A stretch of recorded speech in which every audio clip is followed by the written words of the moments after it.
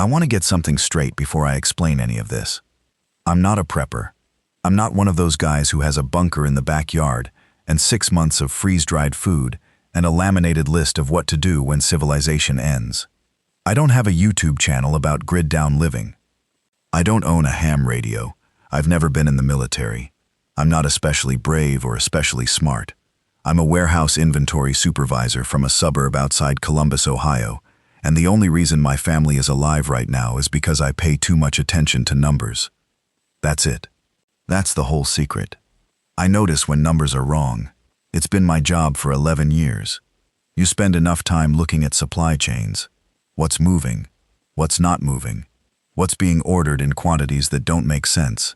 And you develop a feeling for when something is off. Not a dramatic feeling. Not a lightning bolt. Just a quiet, nagging thing at the back of your head that says, "Hey, look at this again." I looked. And then I started buying things. And now my wife and my kids are breathing. So let me go back to the beginning, because the beginning matters. The beginning is the only part of this that I actually controlled. Dunmore House, the warehouse I worked at, I guess, is a regional distribution hub for a grocery chain that serves about 48 stores across central Ohio. We're the middleman between manufacturers and store shelves. Everything flows through us. Canned goods, dry goods, cleaning products, paper goods, pharmacy stock, refrigerated and frozen, get handled by a separate facility, but everything shelf-stable comes through our dock. My job is to look at inventory levels, track what's coming in versus what's going out, flag discrepancies, and make sure reorder quantities stay calibrated to actual demand. It's the kind of work that sounds boring when you describe it, and it is boring, most of the time. I sit in front of a computer with 3 monitors and spreadsheets, and I compare numbers all day. Sometimes I walk the floor. Sometimes I talk to dock workers about why a pallet got mislabeled. It's very exciting stuff. The first thing I noticed was antibiotics. Not a massive thing. I want to be clear about that. It wasn't like someone ordered 40,000 units of penicillin overnight. It was smaller. A regional pharmacy distributor we supplied through a secondary channel bumped their standing order for over-the-counter antibiotic ointment by about 60%. Then, 3 days later, a healthcare supply company I'd never seen before placed an order for bulk gauze, nitrile gloves, and antiseptic rinse. Not huge numbers, but it was a first-time account with a rush fulfillment flag on it, which is unusual. Rush orders cost extra. You only pay the rush fee if you actually need it now. I flagged it internally, made a note in our system, moved on. Then the canned goods started. This was early October, about 2 weeks before everything went public. We got a purchasing order from a county emergency management office for something like 12,000 units of canned soup, beans, and vegetables. The order came through our government contract channel, which we have but rarely use. Government emergency orders usually go to specialized distributors. The fact that a county EM office was pulling from a grocery supply warehouse instead of their usual channels told me their usual channels were either backlogged or already tapped out. I mentioned it to my manager, Doug. Doug has been at the company for 19 years and has the energy of someone who stopped being surprised by anything around 2009. He looked at the order, said, "Emergency drill prep, probably," and went back to his coffee. Maybe. Sure. But then I pulled the regional data, looked at orders from similar accounts across the other warehouses in our network, which I have read access to because we sometimes balance inventory between facilities. And the pattern was there. Not huge, not alarming, if you weren't looking for it, but consistent. Emergency management offices in 3 adjacent counties had placed unusual orders in the past 10 days. 2 hospital supply intermediaries had bumped their antiseptic and PPE orders. 1 county health department had ordered more than double their usual quantity of bottled water through a commercial supplier that shared a data feed with our system. And here's the thing about patterns like that. On their own, any one of those is explainable. Budget spending at the end of a fiscal quarter. Emergency drill preparation. Routine restocking after a weather event. You can always find a boring explanation for any single data point. But they were all happening at the same time. And the accounts placing these orders weren't the kind of accounts that coordinate with each other. They were separate entities, in separate jurisdictions, making separate decisions, and all of them were quietly buying the same categories of supplies at the same time. I went home that Friday evening, and I sat in the kitchen for a while after dinner. Diane asked me if I was okay. I said yeah, just thinking about work. She knows me well enough to know when I'm actually fine, versus when I'm running something through my head. But she also knows when to let me work it out on my own. She went to help Lily with homework. I got on my phone and started reading. Not news articles, those were still normal. Routine crime reports, local election stuff, weather coverage. I looked at local Facebook groups, neighborhood apps, hospital employee forums, the kind of places where people who work in systems talk to each other without thinking about who's reading. There was a post from someone identifying as a nurse at a hospital about 40 minutes east of us. She was asking, in a thread about scheduling, whether anyone else had been asked to do an updated training on bite wound protocols and aggressive patient management. Someone replied that yeah, they'd done a refresher on restraint techniques, which seemed random. A third person said they'd been told the ER was going to shift to diversion status over the weekend, meaning they'd stop taking ambulance transfers, but that no reason had been given officially, just something about anticipated volume. I kept reading. Found a thread on a regional EMS forum where someone was asking about a spike in calls describing altered consciousness and aggressive behavior in a specific zip code downtown. The replies were sparse, but one person said they'd heard similar from a friend at the county coroner's office, that they'd processed 2 cases in the past week involving bite wounds as the primary injury, which was unusual. I put my phone down. I sat there for maybe 10 minutes. Then I opened my laptop and made a grocery list. I need to explain how I thought about this, because it matters for everything that came later. I didn't know it was going to be what it turned out to be. I wasn't sitting there thinking, okay, zombie apocalypse, let me prepare for the end of the world. I was thinking something is wrong. I don't know how wrong, but it seems like it could get bad enough that stores might have shortages, and I should have some extra food in the house. That was it. That was my threat level assessment. Not world-ending, not even necessarily citywide. Just, something is off, and the smart move is to have a cushion. Diane handles most of the household shopping, and she's very organized about it. She meal plans, she uses a running list on her phone, she buys in reasonable quantities, and nothing goes to waste. I've always admired that about her. It's one of those small competencies that you take for granted until you think about it. I knew if I went to her and said, I think something's happening, and we need to stock up, she'd either worry too much or dismiss it. And both of those outcomes would be more disruptive than what I actually wanted to do. What I wanted to do was just quietly buy things. Not panic buy, not empty shelves. Just buy a little more than usual, at multiple stores, over several days, in a way that wouldn't alarm anyone, including my wife. Looking back, that sounds kind of manipulative. Maybe it was. But I wasn't doing it to deceive her. I was doing it because I wasn't sure enough in my own assessment to justify scaring her. And I didn't want to be the husband who freaks his family out over nothing. If nothing happened, I'd have a well-stocked pantry, and maybe feel slightly embarrassed.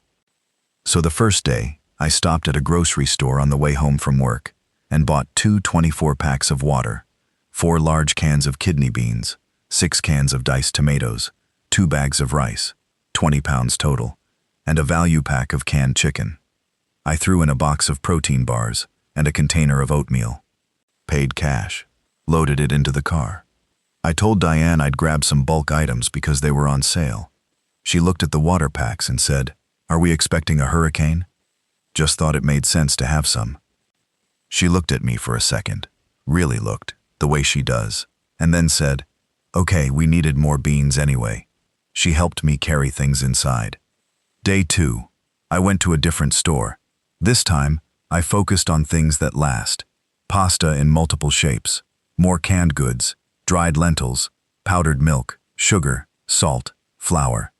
I also picked up a large first aid kit, 2 extra boxes of the pain medication Diane takes for her back, a bottle of ibuprofen, and the strongest antibiotic ointment they had over the counter. I grabbed prescription-strength cold and flu stuff. I bought 2 of everything in the medicine aisle that seemed relevant, and a digital thermometer to replace the one we'd lost. Total spend that day, about $240. I paid cash for most of it, put a little on a card. Day 3 is when I started thinking about things beyond food. I went to a hardware store after work. I bought a multi-tool, 2 good flashlights, a case of D batteries and a case of AA, a hand-cranked emergency radio, a 50-foot coil of paracord, 2 boxes of heavy-duty zip ties, a crowbar. I told myself it was for a project in the garage, and several rolls of heavy plastic sheeting that I said, when I brought it home, was for the garden beds before winter. Diane didn't ask questions. She was grading papers at the kitchen table. Tyler was in his room. Lily was watching something on her tablet. Normal evening. Normal house. I went to the garage and stacked everything neatly behind the shelving unit in the corner. Then I sat in the kitchen and kept reading my phone. The bite wound thread had gotten longer. Someone had posted a link to a local news story. A brief one, buried on a city news site, about a man being treated for serious injuries, following an attack by an unknown assailant in a parking garage downtown. The story was generic, the kind of item local news runs when they don't have much to go on yet. But the comments section was a different thing. Someone claiming to be a paramedic said the injuries were consistent with bite wounds from a human mouth, and that the victim had been comatose when transported. Another person replied that their sister worked at the hospital and they'd heard the victim had been placed in isolation. Not a story yet. Not anything official. Just people talking. Day 4 I bought fuel. We have 2 cars, a 4-door sedan that Diane drives, and a pickup truck that I've had for 8 years. The truck has a 40-gallon tank, and it was sitting at about a quarter. I filled it up completely, and then I went to an auto parts store and bought 2 5-gallon safety-approved fuel containers. I filled those too, and I bought a bottle of fuel stabilizer additive, because gas goes stale faster than people think. I also, that same day, drove to a different part of town and went to a farm and feed supply store. I bought a propane camping stove with extra propane cylinders, a portable water filter that could handle up to 1,000 gallons before the filter needed replacing, and 2 hand pump water filters as backup. I bought a bag of water purification tablets. I bought a manual can opener. We had one, but it was old and the handle wobbled, and 2 extras. I was in the farm supply store for almost an hour. There's something calming about those places when you're in a specific kind of quiet anxiety. The smell of the feed bags, the practical weight of tools that are designed to actually do things. Nobody in that store was looking at their phone. The woman at the register was talking to a regular customer about a tractor part that had been back-ordered. Normal world, still. Mostly. On the drive home, I heard something on the radio. Local AM station, the kind that runs news every half hour. A spokesperson for the county health department was saying there had been a small number of confirmed cases of a novel infectious illness affecting central nervous system function, that the cases were under investigation, that residents should follow standard hygiene practices and contact their healthcare provider if they developed symptoms. The list of symptoms they read out was strange: high fever, confusion, muscle rigidity, extreme aggression. The spokesperson's voice was calm, professionally calm, the kind of calm that is performed. I turned the radio off and drove home. Day 5.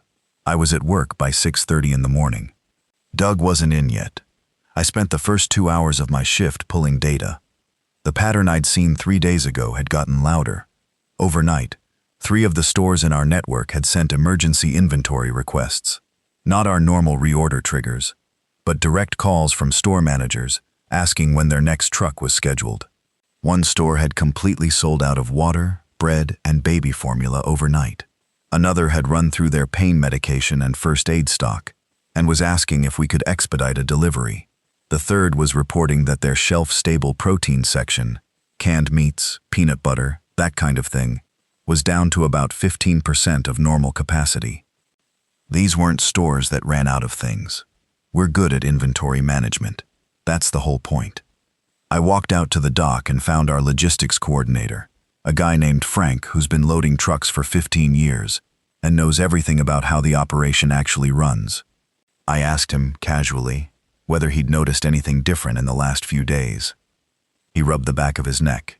He was a guy with thick forearms and a habit of squinting when he was thinking. "You know what I'm going to say," he said, not as a question. "Tell me anyway." 3 drivers reported incidents yesterday, one out by the Eastgate store. He said there was a guy in the parking lot acting crazy, and the store had called police, but the call just went to an automated service. Another driver at the Northside location said when he pulled up, there was blood on the loading dock doors. Not a lot, but still, he paused. Third driver asked me if he could start carrying something in the cab, for protection. I asked what I asked him to keep quiet about it for now. He gave me a look that said he already was. I went back inside and did something I probably shouldn't have. I accessed the order history for one of the government accounts that had placed an unusual order 10 days ago, and I cross-referenced it against their address. I mapped that address. It was a county emergency management facility out near the east edge of the city. The facility had placed a second order 2 days ago, another large one, and they'd also placed an order through a different supplier for diesel fuel, a significant quantity, and delivered to the same address. They were not prepping for a drill. I left work at 3 o'clock. I told Doug I had a doctor's appointment. He barely looked up. On the way home, I hit 4 stops. A wholesale club. I bought a 50-pound bag of rice, cases of canned goods in bulk, a case of canned fruit, instant coffee, tea, cocoa powder, more powdered milk. I spent $400 and some there. Then a sporting goods store, where I bought a quality hunting knife, a fire starting kit, 2 pairs of sturdy work gloves, a hand-powered weather radio, with better reception than the one I'd bought, 2 emergency Mylar blankets, and I stood in front of this display for a long time, a compound crossbow. I'm not a gun owner. I've shot a shotgun twice in my life at a relative's farm. I don't have a license for anything more than that, and I don't know anything about maintaining firearms. But I wanted something. The crossbow wasn't an impulse buy. They sell them for deer hunting, and I'd looked at them before with no particular goal in mind. I knew the basics. You load it, you aim it, you pull the trigger, and you reload it with arrows that I could theoretically make myself if I had to. No ammunition to run out of permanently. No loud report that carries across a neighborhood. I bought a set of arrows and a practice target too. The sales guy was helpful and not suspicious. Hunting season made a crossbow purchase completely unremarkable. He showed me how to string it and gave me a safety rundown. I also stopped at a pharmacy and bought everything I hadn't bought yet. Wound closure strips, surgical staples kit, a full trauma kit with chest seals and pressure bandages, an epinephrine auto-injector because Tyler has a mild nut allergy, and I'd always kept one in the house anyway, but I bought 2 extras. I bought prescription sleep medication from our doctor under the pretense of a refill for Diane's insomnia. I bought extra of her prescription medication for her back, using the auto-refill loophole where you can pull a 90-day early if you tell the pharmacist you're traveling. And I stopped at an ATM and pulled out $400 in cash. Then another ATM and pulled out $400 more, and one more, $250. In cash, spread across 3 accounts. Last stop, home improvement store. 2 sets of heavy window security film that slows glass breakage. 5 sets of door reinforcement hardware, the kind with the long screws that go deep into the door frame, rather than just the trim. A battery-powered drill with extra bits, and 12 large padlocks, all the same key. I got home at 7 in the evening. The kids had already eaten. Diane had left a plate for me in the microwave. She was sitting in the living room when I came in carrying bags. She looked at the hardware supplies, then at me. "Owen, I know." "What are you doing?" I set the bags down. I sat on the couch next to her and I said, "I think something's wrong. I don't know how wrong, but I think we should be ready for things to get difficult." She looked at me for a long time. Diane is not a panicky person. She's a librarian who has spent 20 years watching people underestimate how much information matters. She said, "How long have you been thinking this?" "About 5 days." And you're just telling me now? I wasn't sure enough before. Are you sure enough now? I thought about that. The honest answer was no, not entirely. But I said, sure enough. She looked at the bags again. She didn't look scared. Exactly. She looked like she was making a decision about whether to push back or to trust me. We've been married 18 years. She knows I'm not dramatic about things. I don't raise alarms over nothing. What do you need me to do? She said. That's my wife. I said I needed her to pull Lily from school on Friday, and I'd pulled Tyler's excuse on the same day. I needed her to help me move things around in the house to make room for supplies. And I needed her to not talk to anyone about it yet. She said okay. Then she said, how bad? And I said, I don't know, but I want to be wrong about this more than I've wanted anything in a while. She put her hand over mine. Well, let's not be wrong then. Day 6. Tyler found out what we were doing because he helped me carry boxes from the truck to the basement and asked what was in them, and I told him straight. He's 16, and there's an age somewhere in the mid-teens where you can tell them the truth without it collapsing into panic because they've already consumed enough post-apocalyptic media that their brain has a category for it. He looked at the boxes of supplies. He looked at me. Is this real? He asked. I think so. Like, how real? I don't know yet, but I'd rather we have this and not need it. He nodded slowly. Then he said, okay, what do I do? I gave him a job. Inventory everything. Make a spreadsheet. Calculate calories. Calculate how many days each category of food would last us at 3,000 calories per person per day for 4 people. He spent the afternoon on his laptop doing exactly that, which is how I found out I'd bought enough food for roughly 45 to 60 days for the 4 of us, depending on rationing. Not enough, not nearly enough, if this was what I was starting to fear it might be, but more than nothing, and more than anyone around us had. I also called Pete Callahan that evening. Pete and I have been friends since college. He grew up in a farming family in a valley about 130 miles east of Columbus, and 10 years ago, he moved back there to take over the land after his father got too old to work it. Pete farms vegetables and keeps chickens, and he has about 60 acres, a farmhouse, 2 outbuildings, and a well. He calls me every few months, and we talk about nothing in particular. He's the kind of person who sounds the same whether things are going well or badly, which is a quality I've always found calming. I called him and asked how he was doing. He said fine.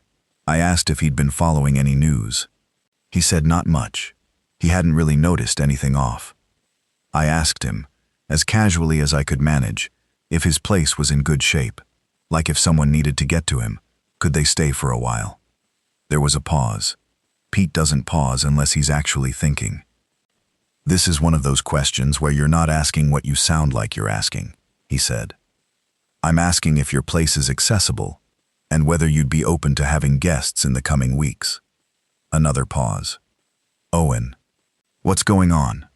I told him, as concisely as I could, what I'd seen at work, and what I'd read, and what I was putting together. I told him I didn't know how wrong I might be.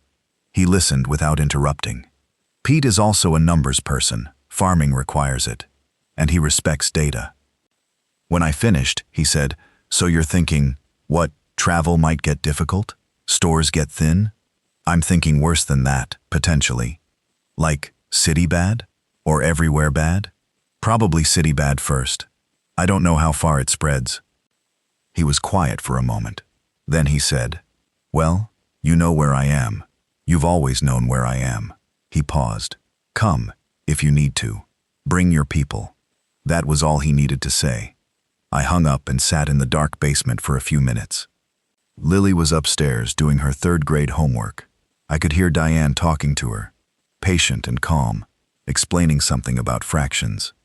Tyler was at his desk upstairs typing. Just a Tuesday evening. I went up and helped Lily with her homework. Day 7.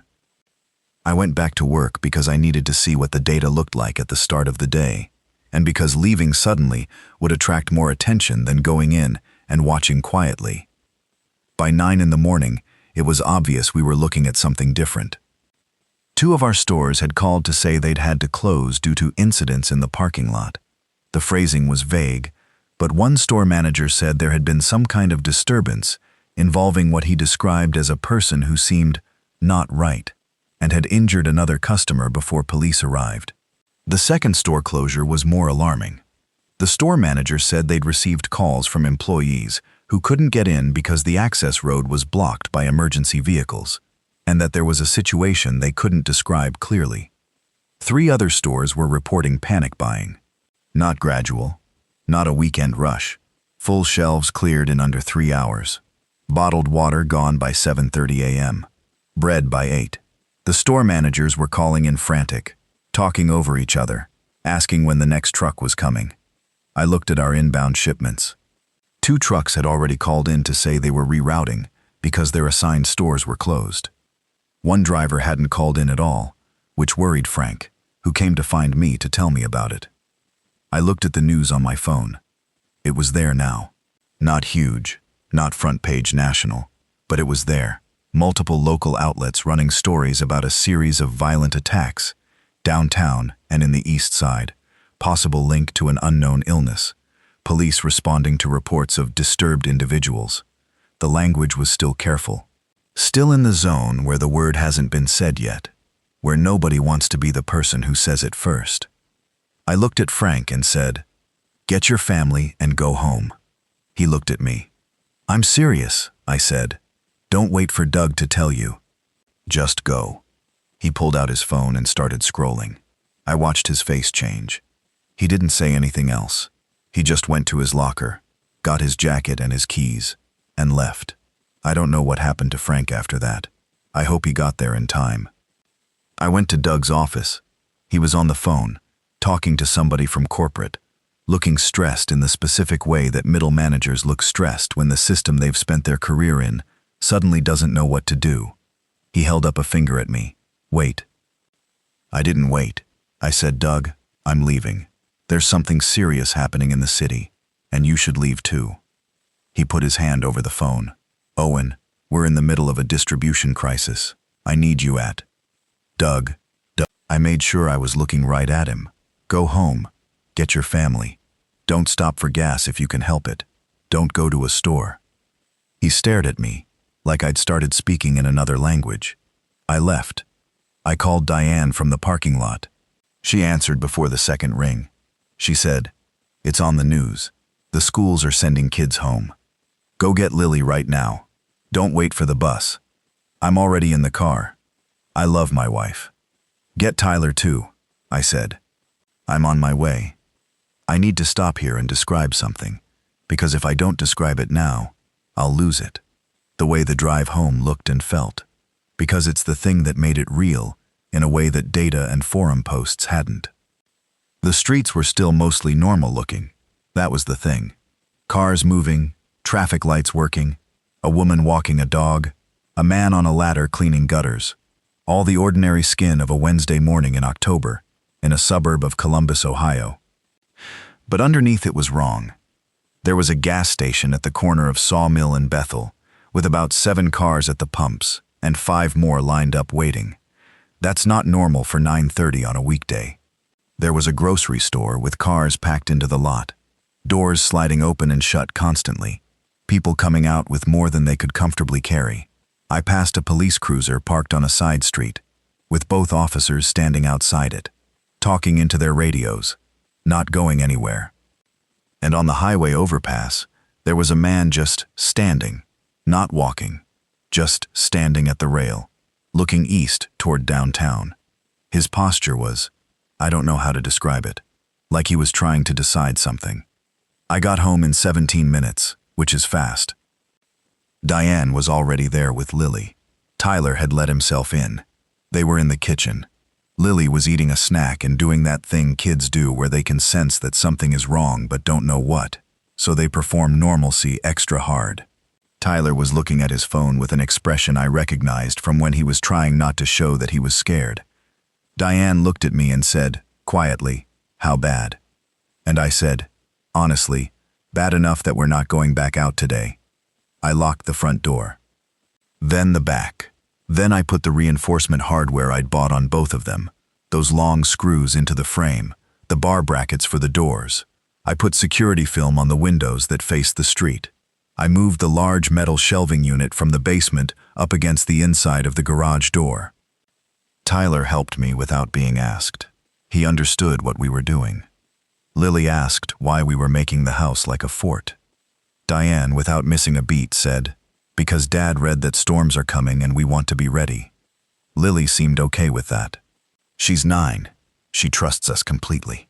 I had to step out to the garage for a minute after that, because I needed a moment where she couldn't see my face. The first news reports that used the right language started coming in around noon that day. Not everywhere, not the major networks, not yet. They were still in violent incidents and public health emergency mode. But local outlets, smaller stations, social media, people were saying what it was. People who worked in hospitals, people who'd seen things with their own eyes. People who were filming on their phones and uploading before they could think better of it. I'm not going to describe what was in those videos in detail, not because I'm squeamish about it, but because the details don't matter as much as the general truth. What they showed was people who were not the people they'd been. Not sick in the way that makes you look pitiful and pale, sick in the way that makes you not a person anymore. Moving wrong, not reacting to things they should react to, hurting others without, and this is the hardest part to explain, without any kind of emotion in their face about it. No anger, no fear, no intention. Just movement and contact. The health department press conference at 1 o'clock was almost funny in how much it tried to stay inside the lane of things health departments are allowed to say. Novel pathogen. Spread through direct contact with bodily fluids. Seek shelter. Call 911 for emergencies. Someone off-screen asked the spokesperson directly, "Are these people dead?" The spokesperson said, "At this time, what we know is that affected individuals show severe disruption to normal neurological function and require immediate medical." The feed cut out. When it came back, they were taking no more questions. Tyler looked at me and said, "So they're zombies." I said, "Don't use that word in front of your sister." He said, "Okay," but he was asking whether it was true. I said, "Something like that, something close to it." I want to be honest about those first 3 days at home, because I've heard people talk about the collapse like it was immediate, like one day society worked and the next day it didn't. It wasn't like that, at least not from where we were sitting. It was a slow bleed. Wednesday, power was on, water was on, cell service was spotty, but functional. We could still call people. The TV still worked, broadcasting emergency announcements from what sounded like an increasingly smaller group of people in an increasingly stressed studio. The grocery store 3 blocks away was still technically open when I checked their status online at 2 in the afternoon, though a forum post said the shelves were mostly stripped. I didn't go. We had what we had. I made a meal plan that first night, sat at the kitchen table with Tyler's spreadsheet and Diane's practical brain, and my own understanding of how long things last, and we built a rationing schedule. 2,000 calories per adult, 1,500 for the kids, every day.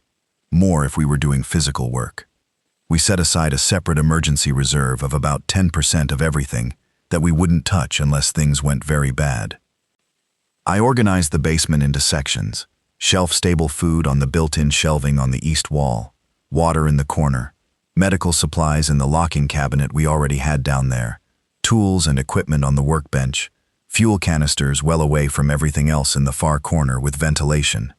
I made a written inventory on paper, not a spreadsheet, paper, and updated it every time we used something. Old habit from work. You track what you have so you know when you're running out before you actually run out. Thursday. Power flickered twice, but stayed on. Water pressure dropped noticeably by afternoon. I filled every large container we had. Pots, the cooler, bathtubs, buckets, everything that could hold water, I filled it. Water tastes odd after it sits in a bathtub for a while, but it's still water, and with purification tablets or boiling it's perfectly fine. The neighborhood was quiet in a way. Neighborhoods aren't normally quiet during the day. Usually by mid-morning you'd hear lawn equipment, delivery trucks, kids who had the day off. That Thursday it was just still. I looked out the upstairs window and could see the Holloway house across the street. Curtains closed. 2 doors down, a car was gone that had been there in the morning. I didn't know where the Garretts had gone. I still don't. My neighbor Gary knocked on the door at around 4 in the afternoon. Gary is 53, a retired electrician, divorced, lives alone. He's the kind of neighbor who keeps to himself, but will always help you if you ask. He had his jacket zipped up, and he was holding his phone with a cracked screen, and he looked like someone who'd been trying to process bad news all day. I answered the door with the chain still on. Initially, old reflex from locking up. He saw it and said, "Owen, come on, it's me." I took the chain off, let him in. Diane brought him a cup of coffee. He sat at the kitchen table and said he'd tried to drive to his sister's house in Worthington that morning and had turned back because the main road was, he searched for the right word, busy. Not traffic busy. The kind of busy where cars were stopped and people were out of their cars, and it wasn't clear what was happening, but it didn't look like it had anything to do with road construction. He said he'd heard something in his backyard around 2 in the morning the night before. Hadn't looked, just heard it. A sound he described as someone walking who didn't know how to walk right. He'd sat in his bedroom with the light off until it stopped. I asked Gary if he had much food in his house. He thought about it. Maybe a week? 8 days if I'm careful. I told him to stay put and stay quiet. I told him to fill his bathtubs tonight. I didn't offer him any of our supplies yet. Not because I didn't want to help Gary, but because I needed to know how long our own situation was going to last before I started adjusting the math. That sounds cold. It might have been cold, but I also knew that giving Gary a few days' worth of food and then having him run out again in a worse situation helped neither of us. He seemed to understand, or at least he didn't push it. He went home. Friday. Power went off at 3 a.m. and didn't come back. The power going out changed the atmosphere of the house in ways I hadn't fully prepared for. Not the practical side. We had flashlights. We had candles that I'd bought 2 boxes of. We had a battery-powered lantern for the kitchen table. The camping stove handled cooking. We were fine, practically. But there's something about the loss of that background hum that a house makes when it's powered. Refrigerator noise, HVAC cycling, the faint electronic buzz of all those standby lights. It all goes away, and what's left is silence that has weight to it. And in that silence, every sound from outside becomes more defined. The first night without power, we all slept in the master bedroom with the door closed, which I'd reinforced with a door bar. Lily had her blanket and her stuffed animal that she's had since she was 2, a faded rabbit named something I couldn't pronounce until she was 4, and started saying it clearly. She went to sleep without much trouble. Diane stayed awake later, lying with her eyes open. But when I asked if she was okay, she said, "Just thinking," which is her version of, "I'm holding it together. Don't make me talk about it or I'll stop holding it together." Tyler was the one I checked on. He was on a sleeping bag in the corner of our room. I sat down near him in the dark and he was looking at the ceiling. "You okay?" I said. "Yeah." Pause. "Is this going to get better?" Honest answer, I didn't know. I thought it probably wouldn't get better fast. I thought it might get better eventually, in the way that things almost always eventually get better. But that word, eventually, was doing a lot of work and might be measured in months rather than days. What I said was, I don't know exactly what's coming, but I know we're in a better position than almost everyone around us, and that's real. He was quiet for a moment. "Did you know? Did you actually know this was going to happen?" "No. I thought something was off and I prepared. That's different from knowing." "What if you'd been wrong? Then we'd have a really well-stocked pantry, and your mom would make fun of me for the rest of my life." He almost smiled at that. Almost. "Dad," he said, "there's something moving in the Winstons' yard." The Winstons lived next door. Their yard shared our fence line. I went to the window and looked. Couldn't see anything. It was dark and our eyes weren't fully adjusted. I listened. He was right.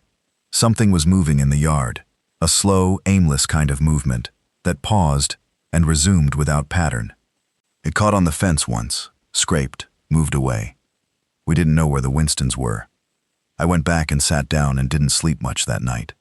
The days started organizing themselves into routines faster than I expected. People need routines when the world goes sideways. It's not a choice, really.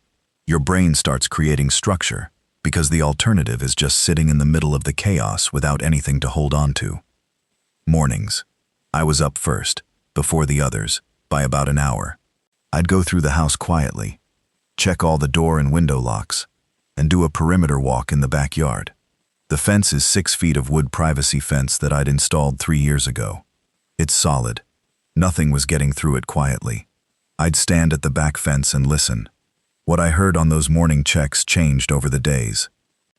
In the first few days, distant sirens, occasional car engines, sometimes voices from several streets over. Birds in the morning, which felt wrong. Totally normal bird sounds against a totally abnormal backdrop. The birds hadn't gotten the news. By the end of the first week, fewer sirens. Fewer engines.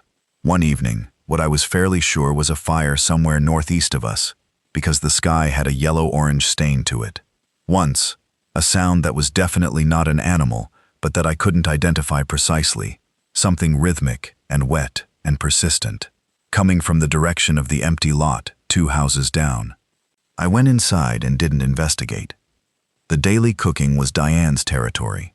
She had internalized the rationing plan completely and operated within it without complaint, which meant she managed to make food that tasted like food rather than like we were eating to survive. Not every day. Some days we ate rice with canned sauce, and that was it, and that was fine. But she put effort into the meals when effort was possible, because she knew instinctively that eating badly every day does something to morale. Tyler's job was monitoring. He had a battery pack he'd been keeping charged for his laptop and phone, and I'd set up the hand-cranked emergency radio so he could top off the charge a little each day. He'd scan radio frequencies, check any connectivity we still had on the cell network. It was fragmentary, but there were still signals, and compile what he found. He kept notes. He was methodical about it in a way I hadn't quite expected, and it made me feel something I couldn't name, watching him do that. Proud, maybe, and scared. Proud and scared are apparently the same feeling, when your kid is doing well in a situation where they never should have had to. Lily's job was to be 9. That sounds dismissive, but I mean it genuinely. Diane and I made a decision. We didn't talk about it explicitly. We just both started doing it, to try to keep Lily's days as normal as we could manage. Diane did reading lessons with her every morning. I taught her card games in the afternoon. We let her draw pictures and tape them to the basement walls. We told her the truth, in age-appropriate pieces, when she asked direct questions. But we didn't volunteer terror. Lily asked on day 3 why we couldn't go outside. Diane said because there are some sick people outside, and we don't want to catch what they have. Lily said, are they really sick, or are they zombie sick? And Diane said, what do you know about zombies? Lily said Tyler showed her a game once. Diane looked at me over Lily's head. I said, sort of like zombie sick. Yeah. Lily thought about this very carefully. Then she said, so we stay in until it's better, like when someone at school has lice? Diane said, yes, exactly like that.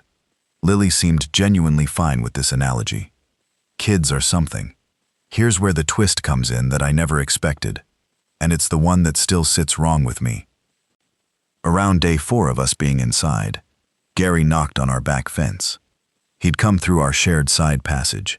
He knew the gate code from years ago when I'd given it to him for an emergency. I went out into the backyard. He looked bad. Not sick, just shaken, white around the eyes. He said the Holloway couple across the street, David and Patricia, 50s, 2 grown kids who didn't live nearby, had knocked on his door that morning asking if he had anything they could eat. They'd completely cleared out their fridge and couldn't get to a store. He'd given them some of his own food, which left him shorter than he'd already been. Then he said, I think David's been bitten. I said, what do you mean, you think? He said Patricia had told him, quietly, while David stood behind her not saying anything, that David had been nicked. Her word, nicked. on the arm by someone 2 days ago when he'd gone out trying to find supplies. She said it was barely anything. She said he'd been fine. She said he was just tired. Gary was looking at me the way someone looks at you when they're hoping you'll tell them it doesn't mean what they think it means. I said, he can't stay in a shared building. They're a married couple, Owen. They're in the same. She needs to stay away from him. Gary, if what she's saying is accurate, she needs to. He said, she won't.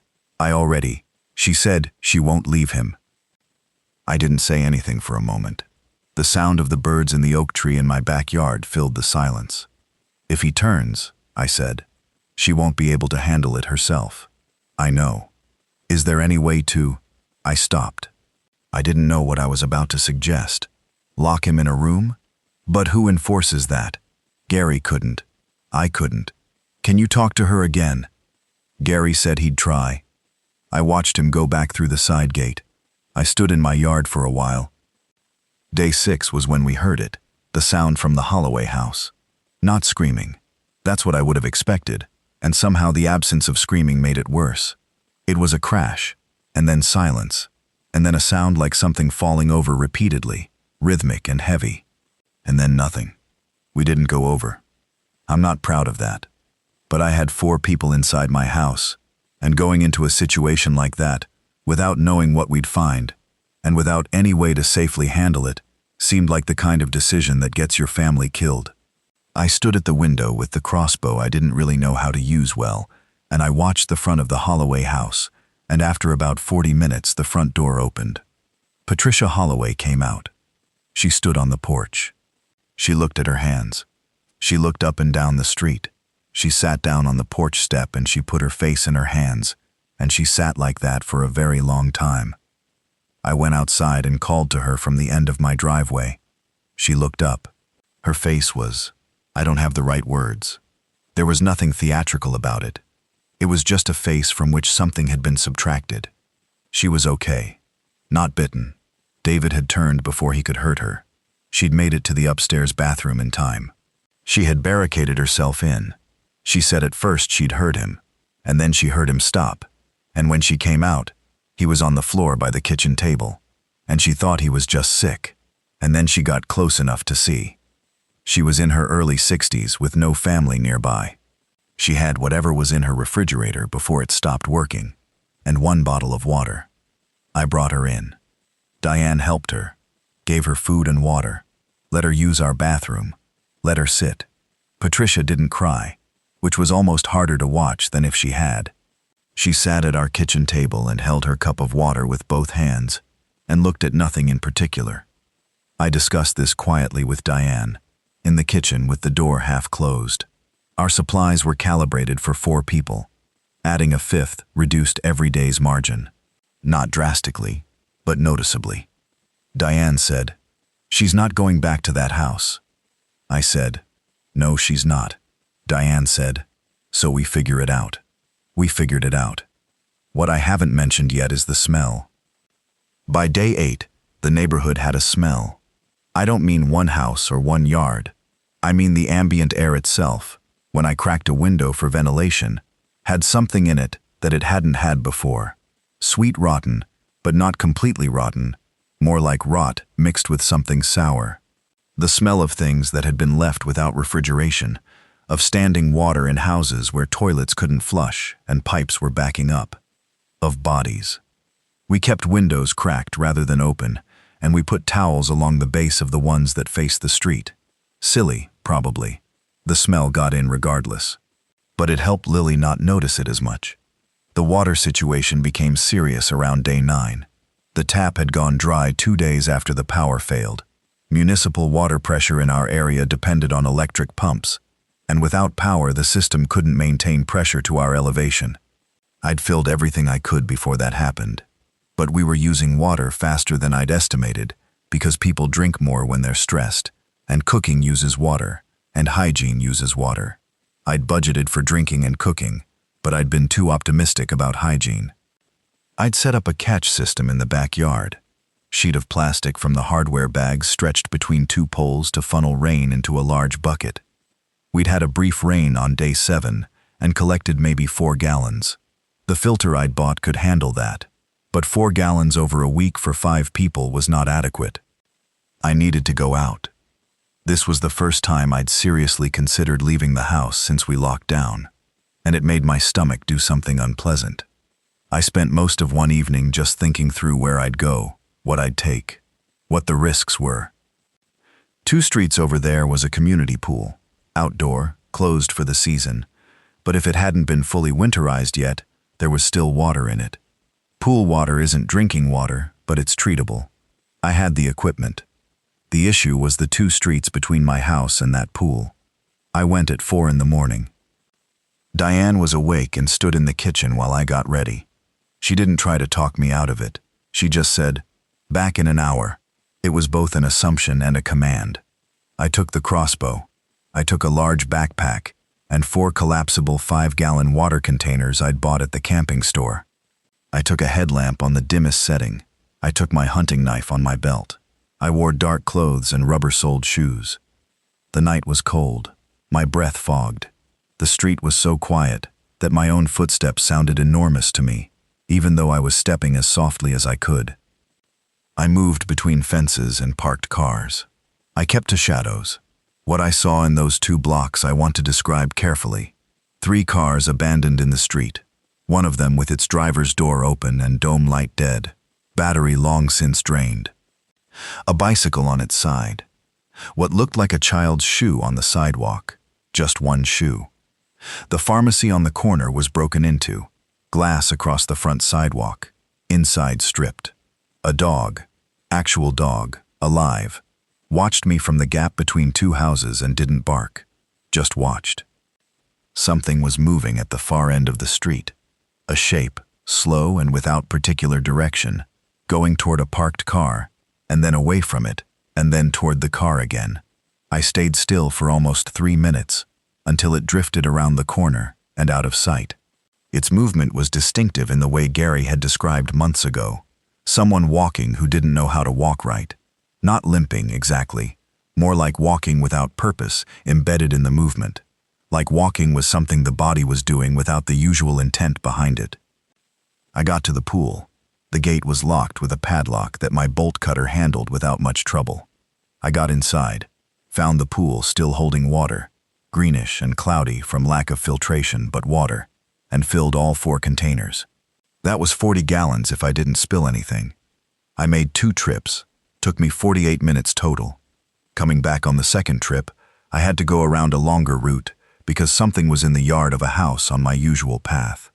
I heard it rather than saw it. A sound like something brushing repeatedly against the chain-link fence, patient and ceaseless, not trying to get through, just making contact over and over. I went around the block.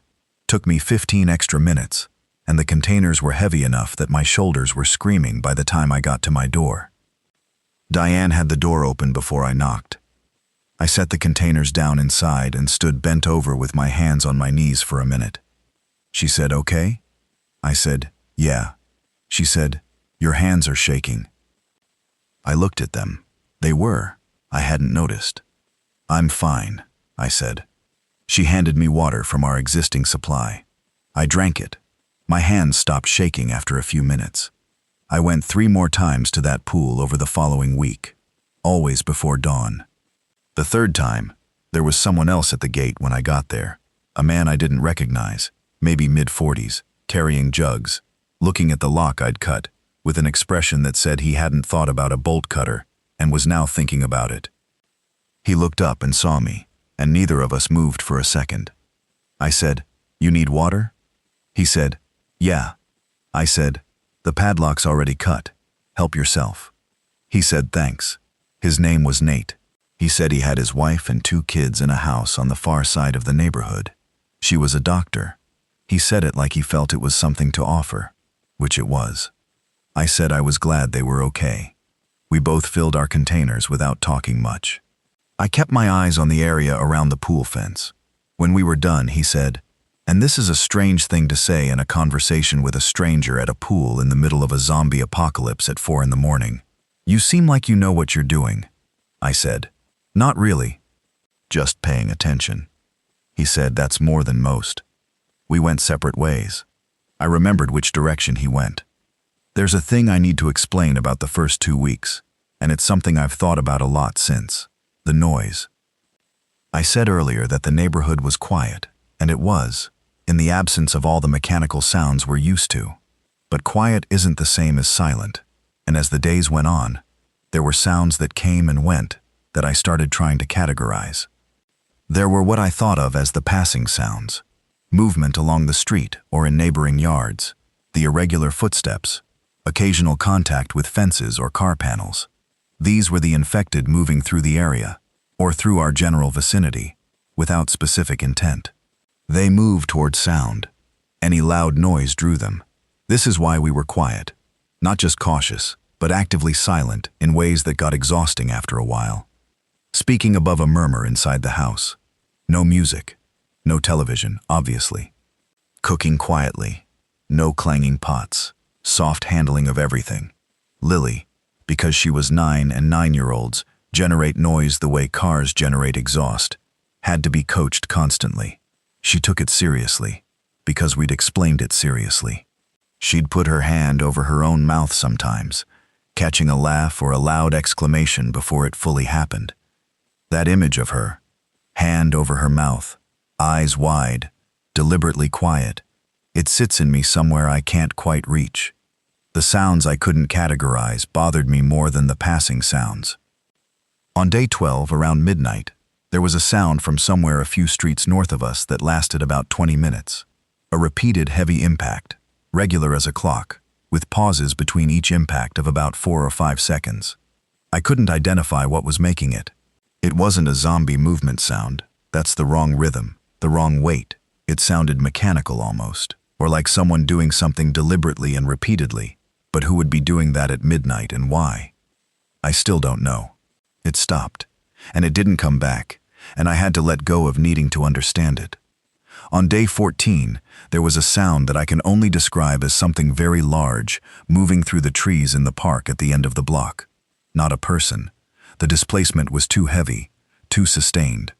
It moved through the park and kept moving without stopping, and then it was gone. I didn't investigate. I thought about the dog that had watched me without barking. I thought about what the infection had done to people, and whether it was doing something to animals too. I did not let myself think about that too hard. By the end of the second week, I was spending more time thinking about the farm. The math kept coming back to the same answer. We had enough supplies to last us maybe another month at current rationing. With Patricia added, slightly less. And the neighborhood was not improving. It was slowly worsening. More sound at night. More evidence of things gone wrong when I did my pre-dawn water runs. Less of the background stability that made me feel we could manage here indefinitely. The city was not going to recover in a month. I was sure of that. The city was gone in any practical sense. Not physically leveled, but the infrastructure that makes a city function. The supply chains and utilities and public services, all of it was either gone or going. We were on the edge of the city, and we were okay, but only because of what I'd put in the basement before it started. That was running out. There was no resupply option that didn't involve serious risk, and the nature of the risk in an urban and suburban area was going to keep increasing as the infected population in the area continued to have no reason to move on. Pete's farm was 130 miles east, mostly state routes, not highway, 60 acres. A well that didn't depend on any grid, land that could grow food, space that could be defended more completely than a house on a residential street. I needed to tell Diane. I didn't tell Diane in a dramatic way. I'd thought carefully about how to frame it. And in the end, I just did it the way we've always made decisions about things that matter. I laid out the numbers and let the numbers speak. I sat down with her after the kids were asleep, and I showed her the inventory spreadsheet Tyler had been keeping. I showed her the rate of use, the current supply, the projection.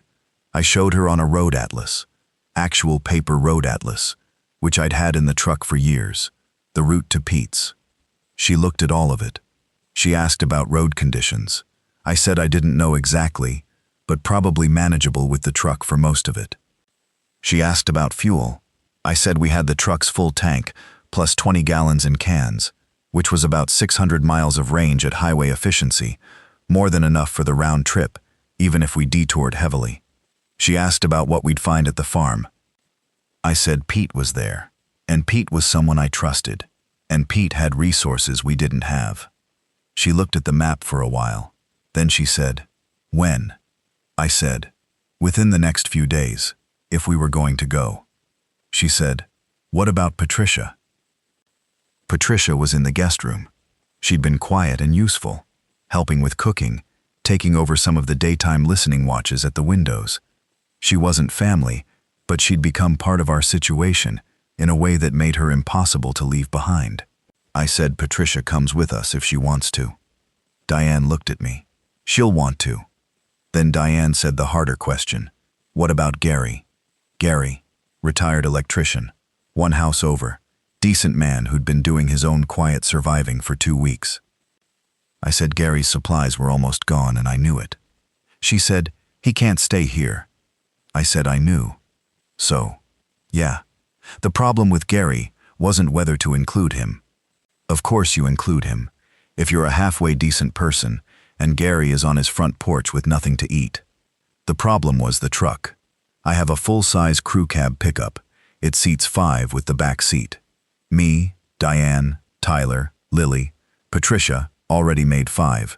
Gary made 6. 6 people in a 5-seat truck was manageable, technically. 8, if we had to. It's not that I was doing cold calculations against Gary's humanity. I was doing cold calculations against the weight of our supplies and the clearance of roads we didn't know the state of, and the probability of needing to move fast at some point during a 130-mile drive. I told Diane all of this. She said, Gary comes. We figure out the rest. She was right. I knocked on Gary's door the next morning early, told him we were leaving in 2 days, told him he was coming if he wanted to. He stood in his doorway in the same jacket he'd had on every time I'd seen him since this started. He said, I've been hoping you were going to say that. I said, bring anything you have that's practical. Not a lot. We're weight limited. Wear layers. He said, I've got tools. Good ones. Electrician's tools. I said, bring those. The preparation for leaving took 2 full days, and I want to walk through it because the details matter and because I've never described this to anyone in order. The truck needed to be loaded in a specific way. Heaviest items low and forward. The water containers, the bulk food bags, fuel cans racked in the bed away from the cab, sleeping gear and bags in a middle layer, light use items on top. I built a rack in the truck bed from lumber I had in the garage and bungee cords, and it made the difference between having access to things and having everything in an unusable pile. The crossbow got wrapped in a tarp in the back corner of the truck bed, arrows packed separately. Gary had a hunting rifle, an older bolt-action .30-06 that he'd had for deer hunting and hadn't used in years but had maintained. He cleaned it, loaded it, and wrapped it carefully. I asked about ammunition. He had 60 rounds, not unlimited, but something. The camping stove and propane went in the bed. Extra water filter, purification tablets, first aid kit all went in the cab under the back seat. Food rationed out for the trip itself. 7 days of travel food in case of delays, packed separately from the main supply so we'd know exactly what we were drawing from. 2 paper maps, one of our local area, 1 state atlas. I identified 3 possible routes to Pete's farm and marked them.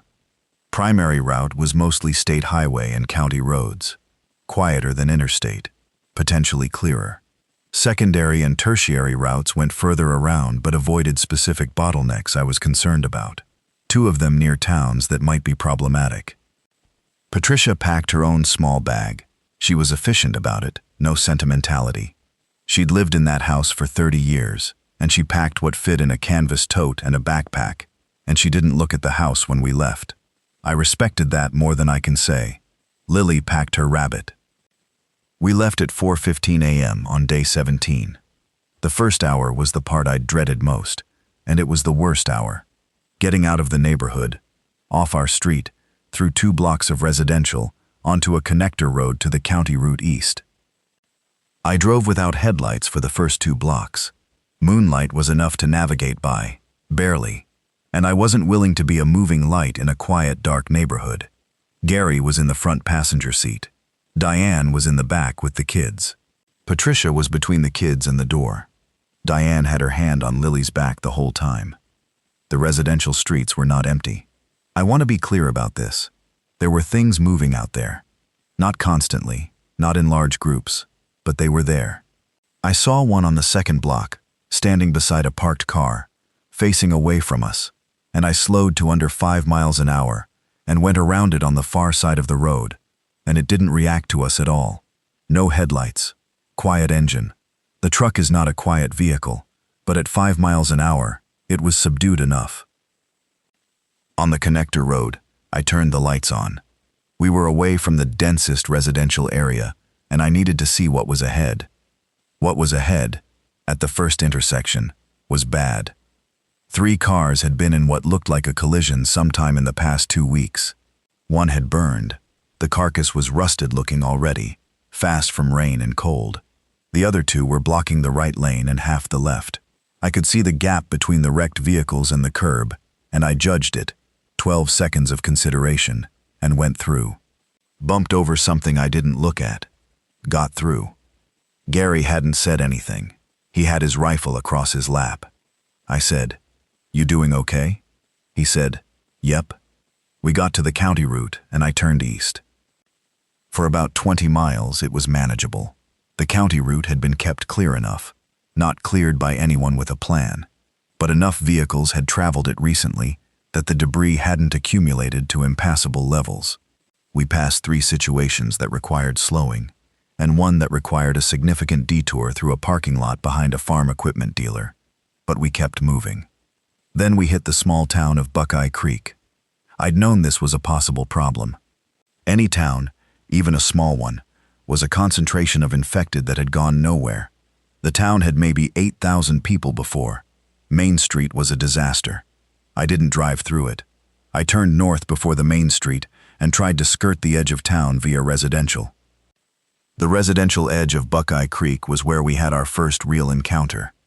A group of them, 8, maybe 9, were clustered around the parking lot of a small grocery store on the edge of the residential area, not moving together in any coordinated way, moving in that purposeless, overlapping pattern that I'd read described as diffuse clustering in one of the news reports I'd found online in the early days. They weren't doing anything except being there, except moving without going anywhere. I stopped the truck, about 150 yards back. Gary said, "Can we go around?" The side road to the north was blocked by a jackknifed small trailer. The road to the south went back toward Main Street. Tyler said from the back seat, quietly, "There's a field on the right." I looked. He was right. The road had a shallow ditch, and then a flat grass field, unharvested something, dry and dead now in October. The ground looked firm. I took the truck off the road. We went through the ditch slowly. The front dipped, the back dipped. We scraped the underside once on something, and then onto the field. I went parallel to the road at about 60 yards distance from the parking lot, watched the cluster as I drove. None of them responded to the truck. At 60 yards, in a field, going slowly, we were below whatever threshold caught their attention, or they couldn't see us in the dark, or the field surface was absorbing the vibration enough. We made it back onto the road on the far side of the town. Nobody said anything for a while. Then Lily said, "Did you see how many there were?" Diane said, "No counting, eyes forward." Tyler counted for himself under his breath. I could see him doing it in the rearview mirror. I didn't stop him. He needed to process it his way. We stopped once before noon. An abandoned farmhouse on the roadside with a barn attached, set back far enough from the road that, pulling the truck behind the barn, got us out of sight. I needed 20 minutes of silence and a chance to check the map and fuel. Fuel was fine. We'd used less than I'd budgeted. Good roads had a way of doing that. Patricia got out and stretched.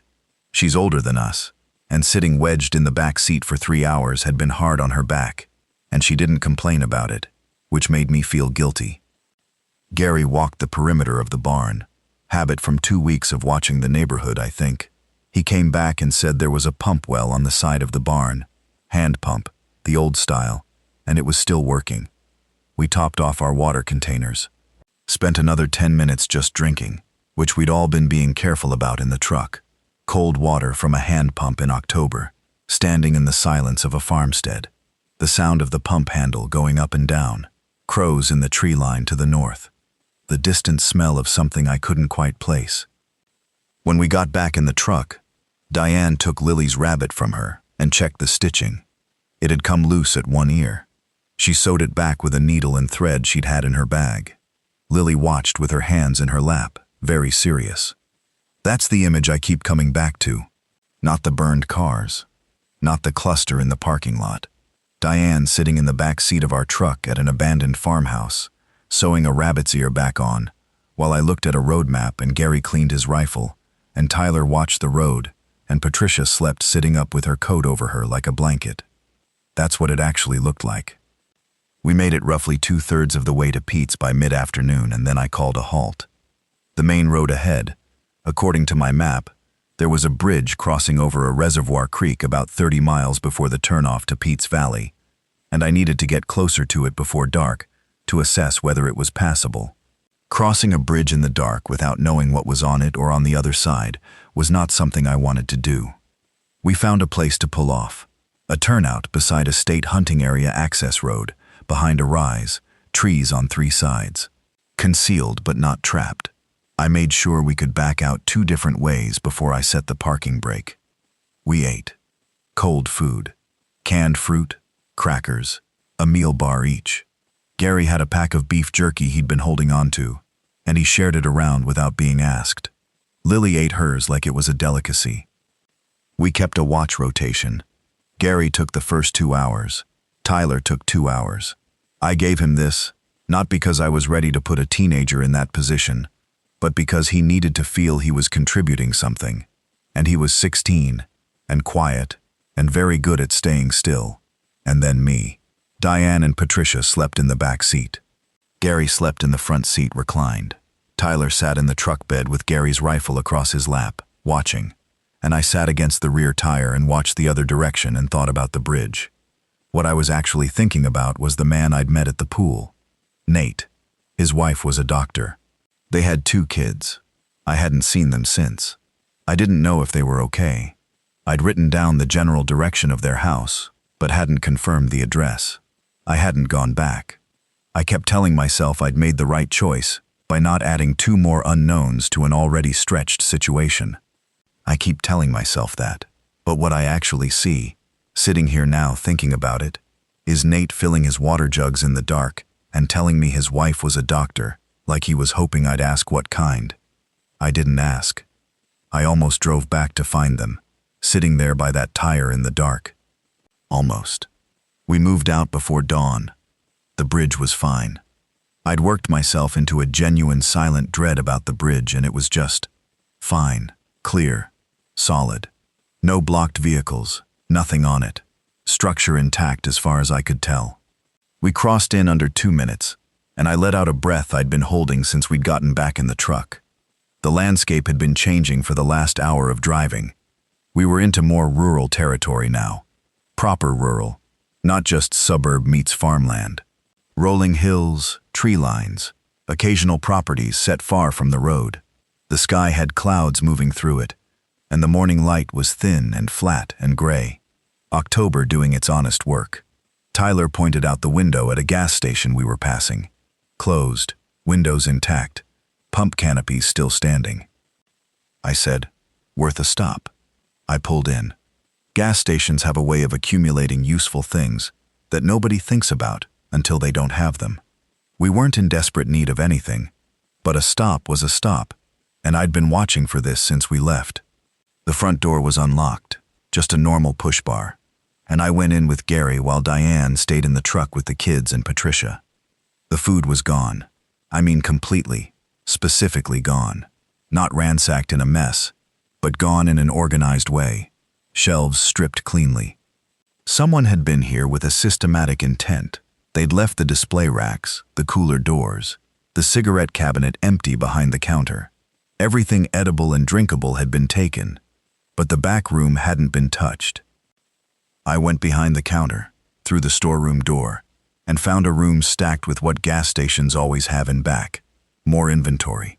Oil cans, wiper fluid, cleaning supplies, road flares, 2 cases of motor oil still sealed, a box of automotive fuses, duct tape, 3 rolls, a coil of electrical wire, and, on the lowest shelf, a small propane torch kit still in its retail box, and 2 boxes of waterproof matches. Gary went straight for the tools. There was a compact toolkit hanging on the wall, the kind gas stations keep for minor roadside assistance, and he took the whole thing. I took the duct tape, all the road flares, the matches, the propane torch. I checked the oil and took 2 quarts that matched our truck's weight. I took a cardboard box from the back and loaded everything into it. On the way out, I noticed something behind the counter I'd missed when we came in. A small spiral notebook, the kind a cashier would use to note down inventory or delivery times. Someone had written in it recently. The pages with old work notes were near the front, but toward the back, in a different handwriting, much more recent. Stopped here Novin 4, 3 people, 1 hurt. Took what was left of food. Group heading north. Shelter at Fairfield High School. 40+ people. Generator working as of Noverb 2. Follow RT-16 north to Fairfield. Left on Mill St. 2. That was 8 days ago, by our timeline. I read it twice. Then I tore the page out and put it in my jacket pocket. Gary was looking over my shoulder and had read it too. I said quietly, "Not our direction, but good to know." He nodded. We went back to the truck. I told Diane about the note. She looked at it. She said, "Should we?" I said, "Pete's is closer, and we know what we're getting." She said, "Okay." Neither of us said the thing under that, which was that a shelter with 40+ people and a working generator also meant 40+ people who needed supplies, and that we were already a truck full of things that other desperate people would want. And adding ourselves to an unknown group with unknown leadership dynamics was a roll of the dice we didn't have to take. We kept going east. Here's where it got hard in a different way than everything else. About 20 miles from the turnoff to Pete's Valley, on a stretch of county road with trees on both sides and a hillside up to the right, I came around a curve, and there was a family standing in the road. Not standing dramatically, not waving desperately like you see in movies. Just standing there, on the road, with an old station wagon pulled over into the gravel on the right, one of its rear doors open. A man and a woman, both in their 40s, I'd say. 2 kids visible near the car. A girl who looked teenage. A younger boy, maybe 8 or 9. I stopped, not because I'd decided to. My foot just went to the brake. Gary said, "Owen." I said, "I see them." The man in the road raised his hand. Not a wave, more like, "I'm here, I'm not threatening you." The woman was watching the tree line, which was the right thing to do. That detail caught my attention. I sat with the truck running. Gary had his rifle unslung from behind the seat, held loosely across his lap. Tyler, from the back, said, "Their back tire is flat. Look." He was right. The right rear of the station wagon was flat, not just soft, but fully flat, rim on the ground. Diane said, "They have a child Lily's age." I said, "I know." The man walked closer. He stopped about 30 feet from the front of the truck and put both hands up, palms out. He had a beard that he hadn't had for long, maybe 3 weeks worth, and he was wearing a fleece over a flannel and hiking pants that had seen better days. He looked like someone who had been good at being outdoors before this happened, someone who'd done actual camping rather than the performative kind. I rolled the window down an inch. He said, "We don't want anything from you. Just, if you're going east, is the road clear? We're trying to figure out if we should try to change the tire, or if something's ahead." His voice was steady. The woman by the car was still watching the tree line, her body angled in a way that said she was the one paying attention to threat, not him. Interesting division of focus. I said, "It's been clear for us. What happened to the tire?" He said, "Hit something on the road, about 2 miles back. We've been sitting here an hour." I said, "You have a spare?" He said, No, spare went 3 days ago. He paused. We've been driving on it since then, hoping. Driving on a flat rim for 3 days. Not great for the wheel, but it's the kind of desperate logic that makes complete sense. I got out of the truck. Gary got out too, without being asked, with the rifle visible but pointed down. The man saw the rifle and his posture didn't change. He didn't look scared. He looked like someone who'd seen rifles by now and wasn't surprised. I walked toward the station wagon. The woman turned to look at me. She had short hair that had grown past the length she normally kept it, and she was holding a tire iron in a loose grip, not threatening, just holding it. She had a look that I can only describe as clinically calm, the kind of calm that isn't emotional control, but is instead just a very quiet assessment of everything. The look of someone who processes situations rather than reacting to them. I said, "Your tree line watching is good." She said, "We've been hearing things in there for the last hour." I looked at the trees, heard nothing at that moment. But the nothing had a quality to it. I said, "We don't have a spare your size, but we might have something else." I went to the truck bed and found the electric tire inflator I kept back there for emergencies. It was still charged. It ran off the cigarette lighter. Useless for a fully flat tire, but I also had a can of Fix-A-Flat in the back that I'd thrown in without a specific plan. It works on sidewall punctures if the puncture isn't too large. I brought both and looked at the flat. Clean puncture on the inner sidewall, something sharp in the road. Small enough? I shot the entire can of Fix-A-Flat into the valve stem and then ran the inflator. The tire came up, slowly, unsteadily, but it came up to about 28 psi, which is below the recommended but drivable. The man watched without saying anything. His face did something complicated.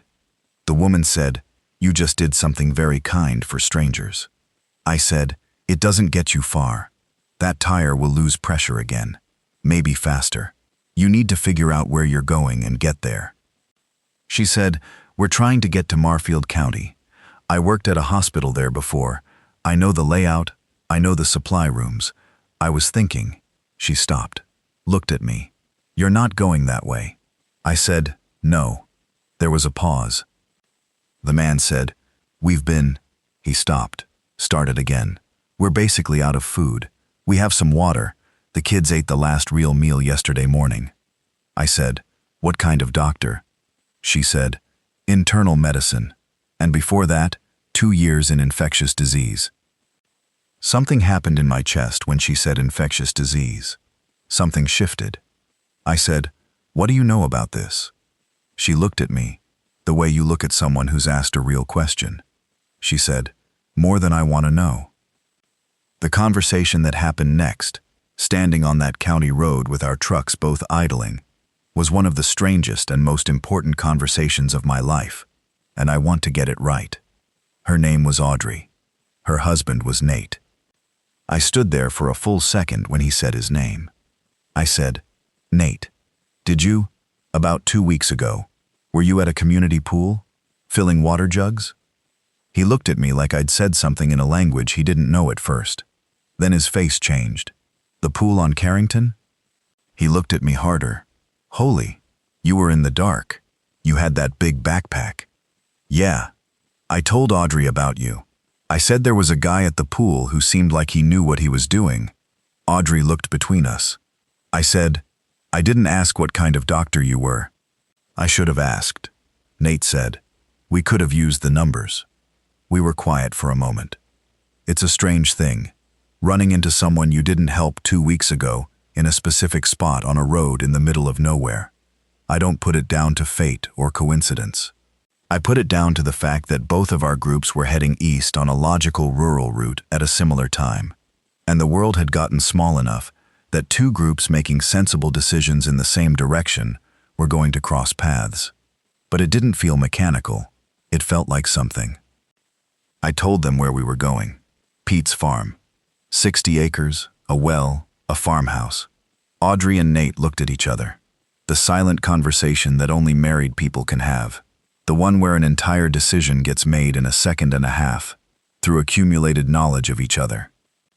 Nate said, We'd be an addition, not just more mouths. Audrey knows medicine and knows this infection specifically. I know how to grow things. I've been working with soil for 10 years. I can get food out of ground other people would give up on. I said, I know. But I need to be straight with you about where we are. And I was. I told him about our supplies, current count, in numbers, what we'd planned for, what the farm would need to get through winter, what adding 2 adults and 2 children meant to that math. I didn't soften it. Nate didn't flinch at the numbers. He came around to the station wagon and opened the back and showed me what they had. I understood why he'd been matter-of-fact about it. They had almost nothing. 2 sleeping bags, 1 tent, a bag of clothes, a water filter similar to mine but smaller, and a first aid kit that had been well used. A box of medical supplies Audrey had pulled from the hospital she'd worked at before they left. Real medications, IV kits, things I didn't have and couldn't get. Those medical supplies. I stood there and looked at them and thought about Lily, and about Patricia's back pain, and about the winter ahead, and about what a doctor who knew infectious disease might mean to a group of people trying to survive the next 6 months. I did the math. Not the math of supplies, the math of capacity to survive. With Audrey's medical knowledge and Nate's agricultural experience, and whatever land Pete could work, and the supplies I had plus the medical kit they had, we were looking at a fundamentally different survival probability than what any of us had going alone. Without each other, the math was worse all around. I said, we need to talk to the person at the farm. I can't promise you anything he hasn't agreed to, but I'd want you with us. Audrey looked at me steadily. She said, what does she know? Meaning Lily, noticing she was 9. Does she know what's actually happening? I said, the broad strokes. Audrey said, that's right. That's exactly right. She looked at her own son, the 8-year-old, who was sitting on the station wagon's bumper looking at rocks in the ditch. We told Cooper the same. Enough to understand, not enough to unravel. She held out her hand. I shook it. We drove in convoy from that point, their station wagon with its injured tire in front, where I could see it and stop if it gave out. My truck behind. Convoy. 6 of us had become 10. The tire didn't give out. It made it. The turnoff to Pete's Valley is a narrow road that drops between 2 hills and opens out into a bowl of flat land that always looked, even in fall, like something a painter would invent. Pete's property sits at the near end of that bowl, the farmhouse backed against the hillside with the fields running south. His nearest neighbor is 1.5 miles away, and in the fall, with the hills and the tree line, the valley is not visible from any major road. We pulled up the drive at around 2 in the afternoon. Pete was already outside. He'd heard us, or seen us, or something had told him we were coming, and he was standing on the porch with a look that was unreadable from the distance. He was wearing canvas work pants and a barn jacket and a wool cap, and he looked like he'd been doing physical work. He had an old double-barrel shotgun broken open over his arm, not aimed, just present. I got out of the truck. He looked at the convoy. He looked at me. He said, that's more people than I expected. I said, it's more people than I expected too. He looked at Audrey, who'd come out of the station wagon. He said, who's this? I said, someone who might save your life someday. Her name's Audrey. She's an infectious disease doctor. Pete looked at her. He said, infectious disease. Audrey said, yes. He nodded slowly. He said, I've got a question for you, a specific one. She said, okay. He said, I found one of my cattle yesterday evening at the south fence. She was acting wrong, moving wrong, eyes were off. He paused. Is it the same thing? I looked at Audrey. Audrey looked at Pete, and then at the south fence in the distance, and she said, where is she now? He said, I shot her this morning, but there were tracks, like something came over the fence from the east field, something that wasn't right. Audrey turned to look at me. That cold thing in my chest. I said, animals.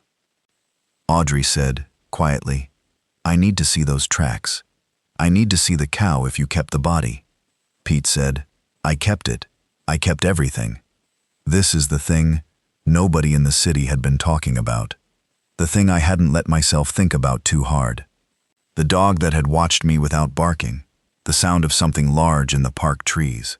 The thing moving in the darkness to the east of the pool that I'd given a wide berth. If the infection moved through bite, and it moved through animals, then it wasn't just the cities. It wasn't just people. Whatever had come out of wherever it came from was propagating through the full animal population of the continent. And the countryside wasn't safe because it was rural. It was just differently dangerous. Audrey spent 2 hours with what was left of Pete's cattle. She came back to the farmhouse, and she sat down at Pete's kitchen table, and she said, "It's the same vector. The cattle show the same neurological presentation, slower onset in large animals, maybe 2 to 4 times slower than in humans, but the same. And if the large herbivores are showing it, the predator chain is almost certainly infected too." The room was quiet. She said, "I know what you're all thinking. I thought it too." She folded her hands on the table. "But here's what I know about this specific pathogen, from what we were seeing at the hospital before I left. It doesn't propagate through water. It doesn't propagate through air. It propagates through direct fluid contact. Bite wounds or deep scratch wounds where infected tissue contacts blood. The airborne and waterborne transmission paths we were terrified of in the first days. The data I saw didn't support them. This is a contact transmission event, which means that the management protocols are knowable." I said, "Which means?"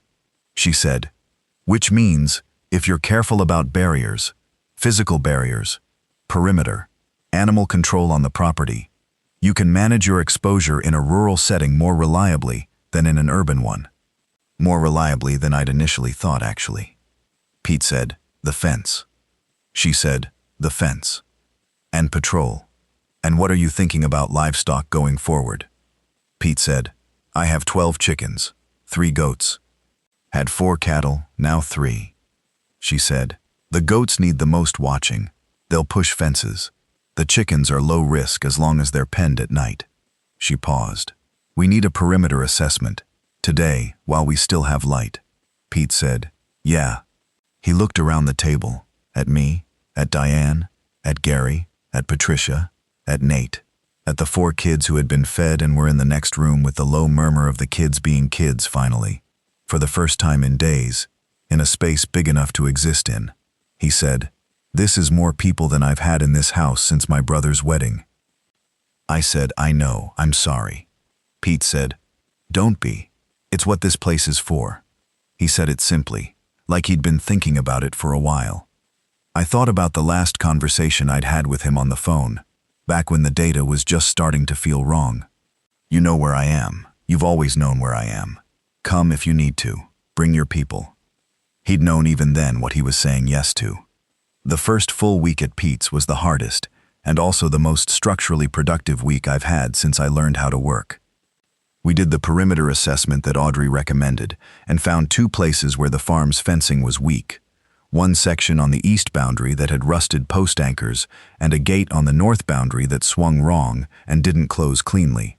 Pete and Gary spent 2 full days reinforcing both of those, and Gary's electrical background turned out to be genuinely useful because Pete had a generator and a partially functional solar setup that Gary diagnosed in 3 hours and repaired in 2.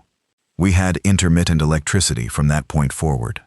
Not unlimited, but enough for light and the water pump and the electric fence controller that Pete had never used because the fencing had always been adequate. The electric fence controller. That became important. Pete strung a single-strand electric fence along the interior perimeter of his outer fence, not to keep the infected out, but to provide an alert system and a deterrent for infected animals. The jolt wouldn't kill anything, but it would make them move away from the fence line rather than pressing against it, and the current interrupted would tell us which section had been contacted. Nate and Pete worked the field together.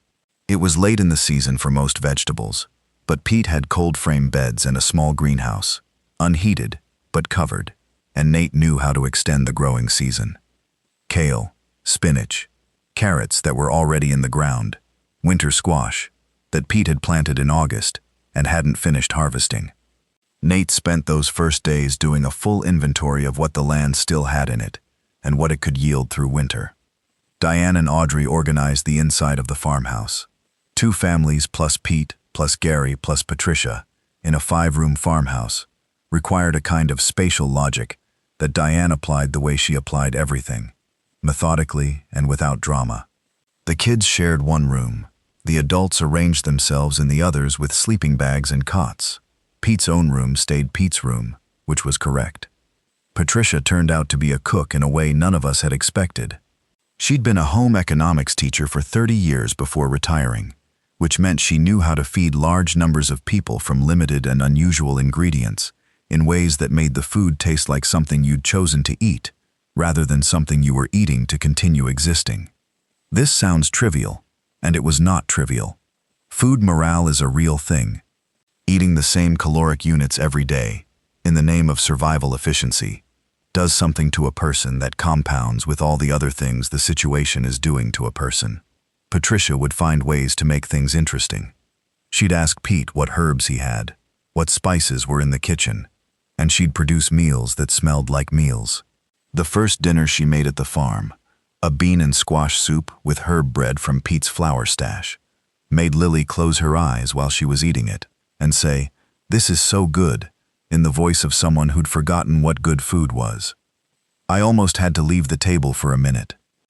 Gary and I built a watchtower, not an elaborate thing, a platform in the big oak at the property's northeast corner, accessed by ladder rungs Pete had nailed to the trunk years ago for some other purpose, elevated enough to see over the hill to the east and across the south field. We set up a watch rotation, 2-hour shifts, day and night, one person up there at all times with binoculars and a whistle and a prearranged signal system, 3 short blasts for sighted infected in the field, 2 long blasts for something at the fence, 1 long and 1 short for uncertain, come look.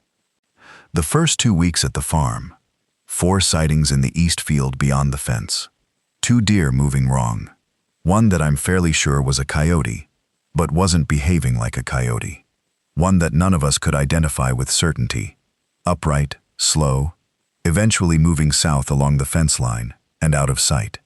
We watched it for a long time through the binoculars. Nobody said what they thought it might have been. None of them came over the fence. Let me tell you about the thing that happened in week 3, because it's the one I keep picking at. Tyler found something. He'd been doing what teenagers do in confined situations when you give them a purpose. He'd started systematically searching the farmhouse and outbuildings for anything useful that hadn't already been cataloged. Pete had lived here for 10 years and before him, his father for 40, and old farmhouses have a way of accumulating things in corners and under floors and in rafters that the current occupant has stopped seeing. Tyler found, in the loft of the main outbuilding, a wooden crate under a tarp. Old crate, military surplus looking. He came to get me to open it. Inside the crate, 4 cases of military MREs, meal, ready to eat, that I estimated were from the early 2000s, based on the packaging format. Old, but MREs last an extremely long time in controlled conditions, and the loft, while not temperature controlled, had stayed dry. I tested one. Fine. Better than fine, actually. More varied than anything we'd been eating. Also in the crate, a set of ham radio equipment, vintage but functional. Pete didn't know it was there.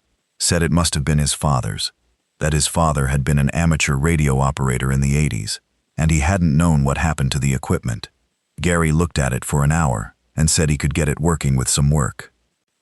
And at the bottom of the crate, in a waterproof bag, was a notebook, not a journal, a log, written in the older, careful handwriting of Pete's father, dated entries from the early 1980s, radio contacts made, frequencies, coded shorthand for conversations, regular, mundane amateur radio stuff.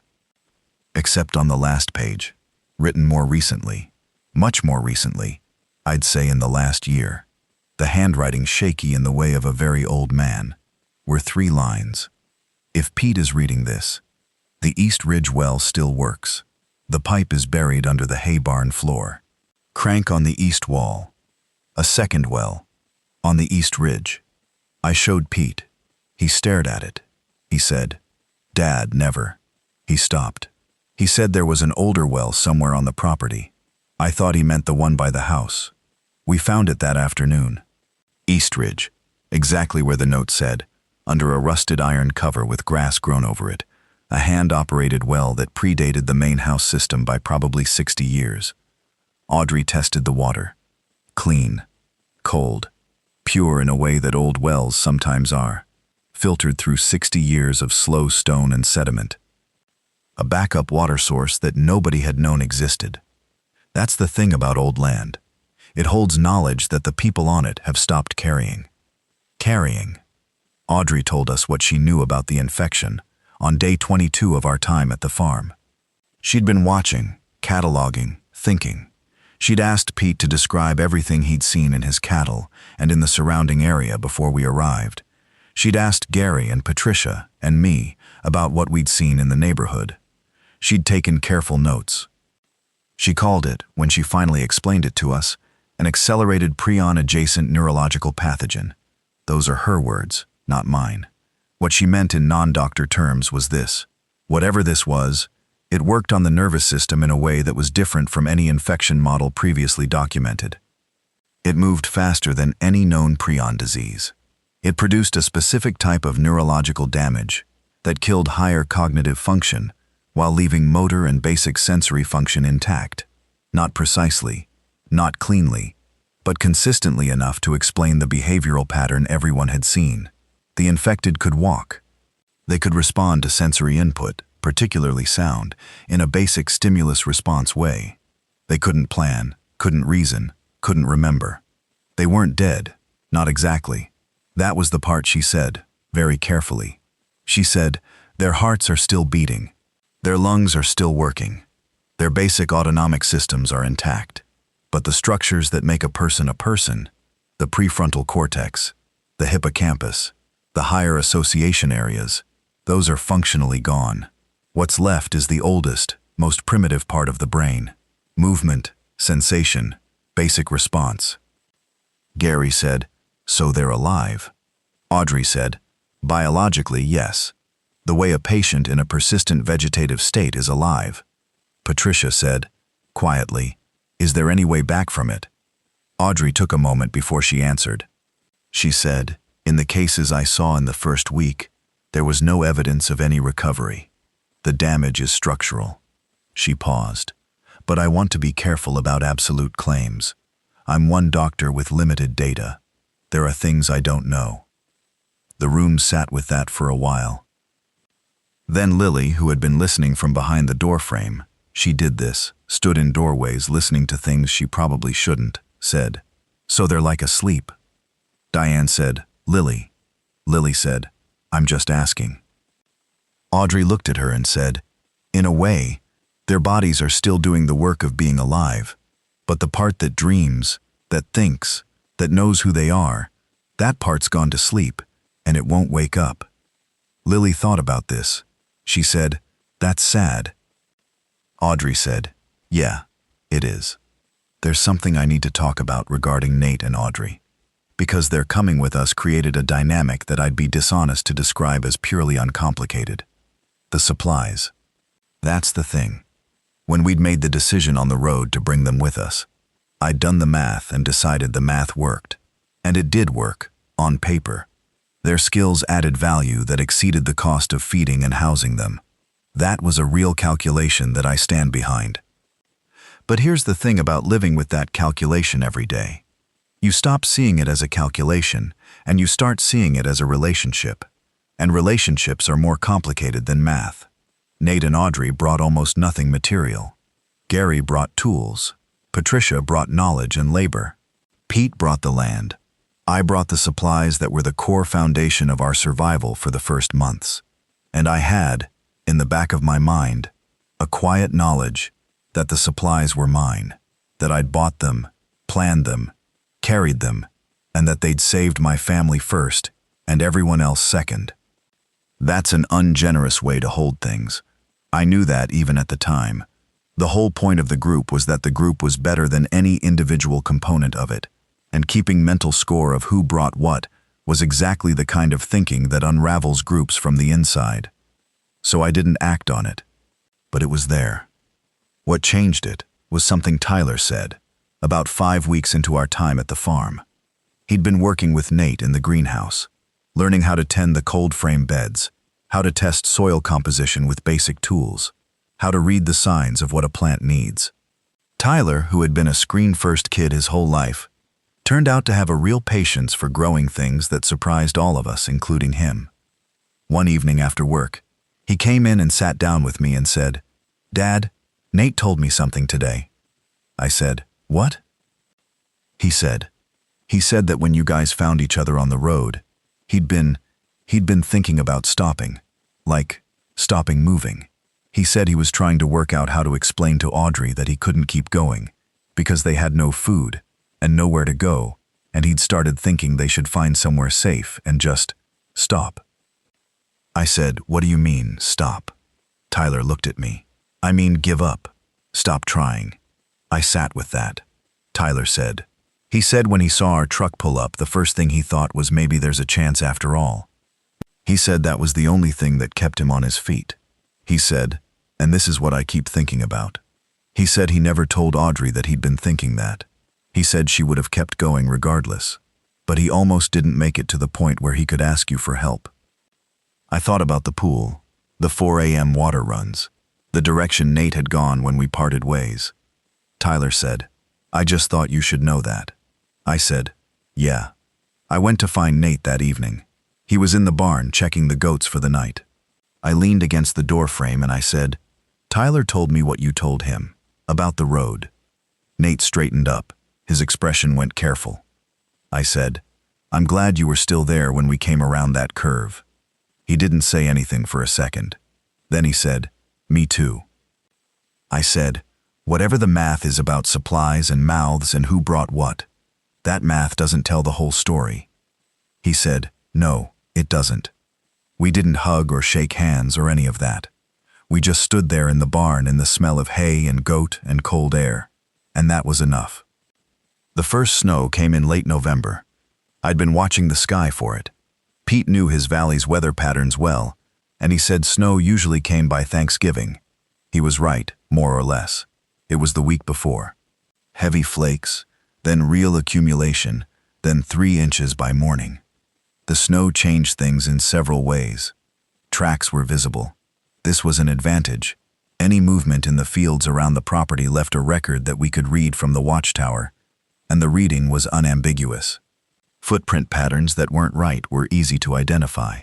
We could see if something had been moving along our fence line overnight. The first snow morning I climbed to the watchtower at first light and looked at the fields. There were tracks in the snow along the east fence line. 2 sets, overlapping, irregular stride, moving south. They'd followed the fence south, and then, at the south corner, the tracks turned east and went back into the field toward the tree line. I watched the tree line for a long time. Nothing moved. The infected don't seek shelter. That was something Audrey had explained, and it was consistent with what I understood about the neurological damage involved. They don't feel cold the way we feel cold. The part of the brain that processes suffering as a reason to seek relief doesn't work right. They'll keep walking until they can't. And in a hard winter, an infected person in light clothing on an open field would stop being able to walk at some point. I'm not sure if that's a mercy or not. I've thought about it.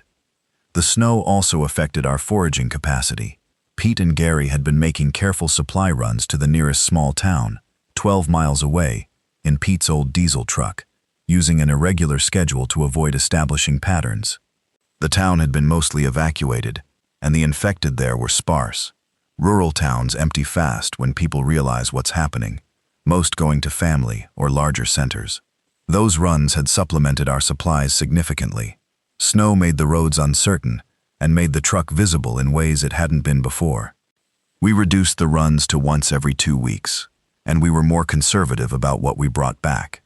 Essential items only: medical, fuel for the generator, specific food categories we couldn't produce ourselves.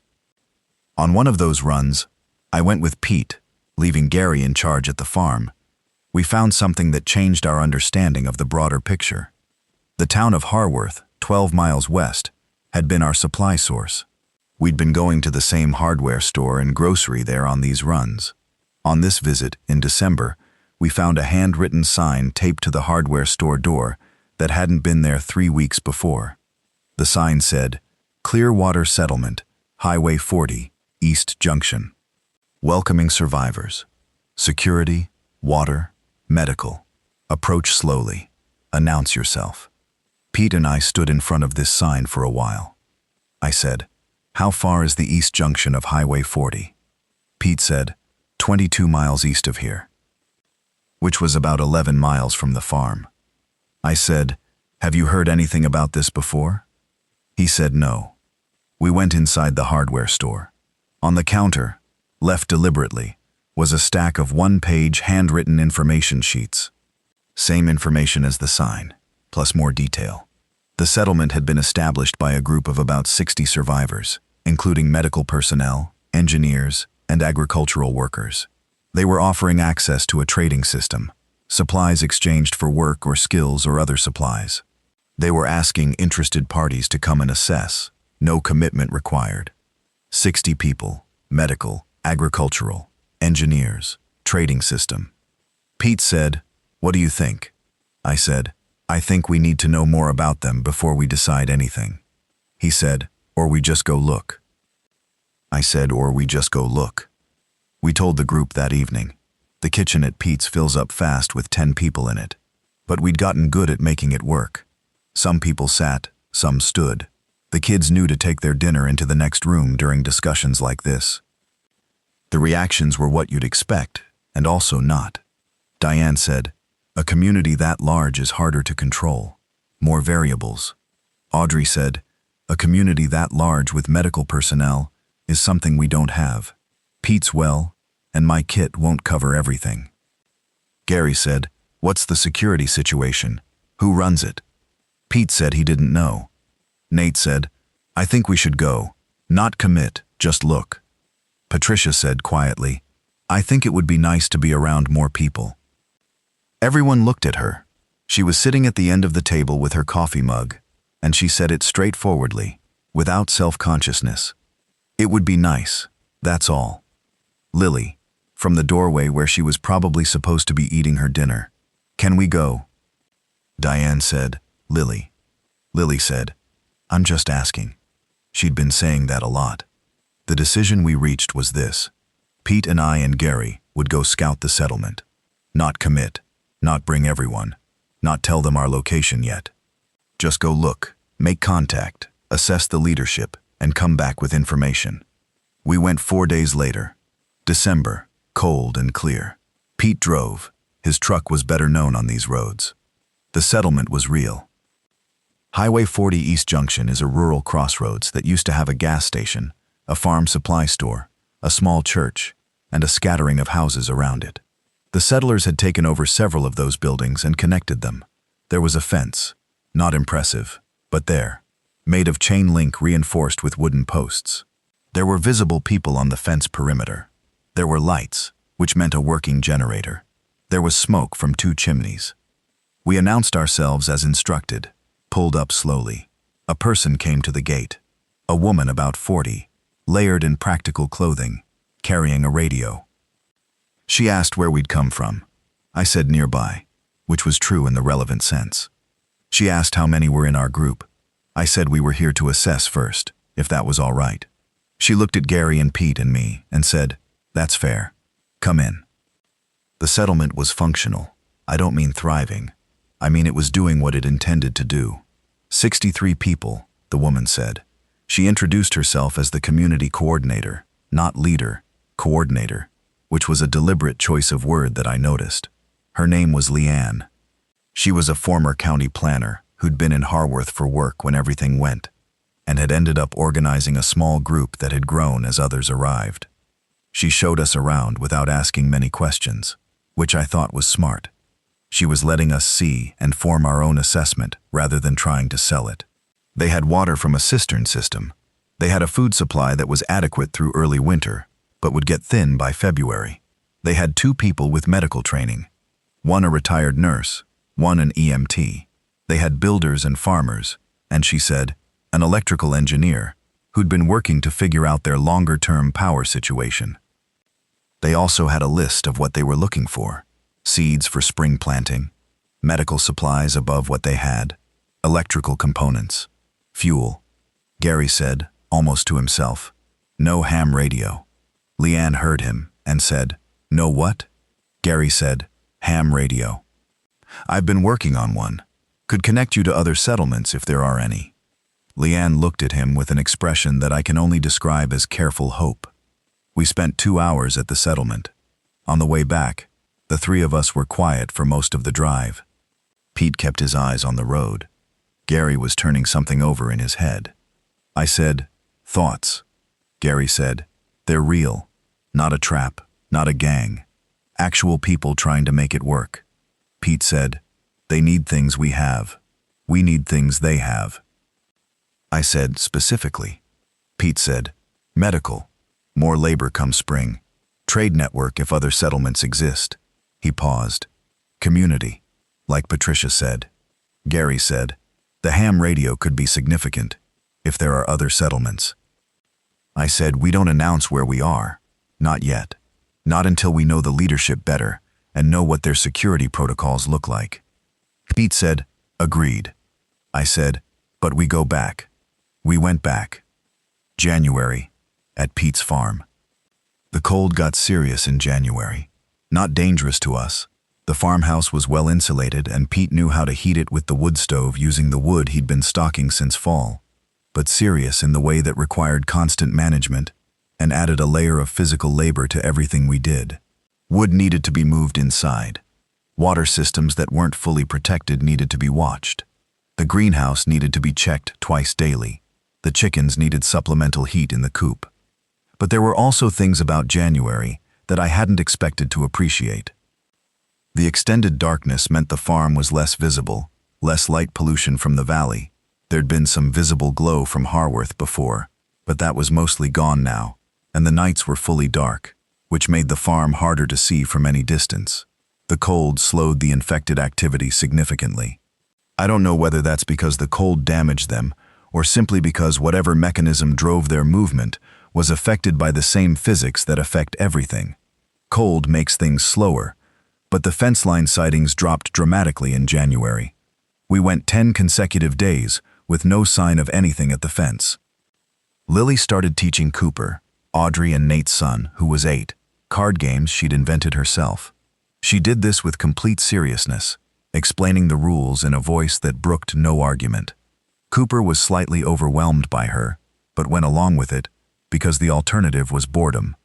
Audrey's daughter, a 14-year-old named Meg, spent most of her time with Tyler, not in any romantic way, but in the way of two teenagers who are the only teenagers in the vicinity, together by default, which sometimes becomes together by actual preference. They argued about things, debated hypotheticals, taught each other things they knew. I watched this and thought about what it meant for them, these kids who were going to grow up in this. Not the world they'd been prepared for, something else entirely. And what you prepare them for, and what you tell them, and what you let them figure out on their own, are different questions, and I was still working all of them out.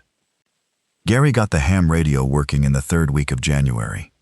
The first night he had it running, we sat around it in Pete's kitchen, and Gary ran through frequencies, and there was static, and static, and static, and then a voice. A man's voice, distant and buzzy through the static, reading what sounded like a weather report, temperature, wind direction, cloud cover, in a flat, measured tone. Regular, repeated, every 20 minutes. A broadcast, not a conversation, just a broadcast. Gary wrote down the frequency. He kept scanning. A second station, this one clearer. 2 people talking, a man and a woman, about something logistical, counting something, confirming numbers, confirming a schedule. They spoke in a kind of shorthand that suggested they'd been doing this a while. A third station, very faint, a repeated loop that sounded automated, giving a location identifier and a frequency for response. Gary wrote that down too. We sat listening for 2 hours. When we stopped, nobody said anything for a moment. Then Patricia said, "So there are others." Gary said, "Yeah." Audrey said, "More than we thought." Pete said, "How many?" Gary said, "No way to know, But these are just the ones I caught on a first scan with one antenna. If I improve the setup, there'll be more. I thought about the note in the gas station. Fairfield High School, 40+ people, generator working, 2 months ago. Who knew what that had become? Who knew what any of it had become? I said, "Can we broadcast back?" Gary said, "Yeah, when I'm ready." I said, "Wait until we've listened more, until we understand who else is out there." He said, "Okay." We sat in the kitchen with the radio on low, listening to the voices in the static, while the wind came down off the east ridge, and the fire in the wood stove made that particular sound that fires make in cold weather, urgent and necessary. There's something I haven't told you about the period from October when we first left the house to now, in January, and it's this. I spent an entire month not fully sleeping. Not insomnia exactly. I'd fall asleep, but I'd wake up between 2 and 4 in the morning, and I'd lie there for an hour or 2 hours just running things, checking the math again, going back through decisions, and finding the places where I could have gone wrong, where I could have been wrong, where if one thing had been different, everything would have come apart. What if I'd been wrong about the pattern at work and we'd stockpiled for nothing? We'd have a full pantry and embarrassed myself. Fine. What if we'd left home a day later? The route we took had changed noticeably in the days around our departure. I saw evidence of that later on. A day later might have been significantly worse. What if the tire had given out for Audrey and Nate before we came around that curve? I don't run scenarios about things that didn't happen. That's not useful. But at 2 in the morning in January at a farm in Ohio with 9 other people depending on preparations I'd made, your brain doesn't care about useful. It runs what-ifs, like they're the most important thing in the world. Diane knew I wasn't sleeping fully. She said, one night when she woke up and found me staring at the ceiling, "What are you fixing at 2 in the morning?" I said, "Nothing. Nothing to fix." She said, "Then why are you awake?" I said, "Checking." She said, "Checking what?" I said, "Whether we're okay." She put her hand flat on my chest, which is something she's done since before we were married, this specific gesture. She said, "We're okay." I said, "How do you know?" She said, "Because you checked." The supply decision I'd been dreading came in February. We'd been to the Clearwater settlement 4 more times by then. Gary and I usually, sometimes Pete. We'd slowly built what I'd describe as a cautious trust with Leanne and the settlement's core group. We still hadn't told them exactly where the farm was. They hadn't pushed it. I think Leanne understood the logic. On the 4th visit, she told us something she'd been holding back. She said they were in a food crisis. Not immediate. February was survivable, but March was uncertain, and April was when the question mark became serious. Their supply runs to nearby towns were finding diminishing returns. Their own food production had been disrupted in November by an incident she described only as, "We lost a lot of people's effort in a short time," which I understood meant they'd lost people, and the lost people had been doing agricultural work that now wasn't getting done. They needed seeds, fertilizer, planting expertise. They needed it for spring. Without a good planting season, 63 people were facing very bad math by summer. They had things they could offer in exchange. Leanne had been doing something remarkable.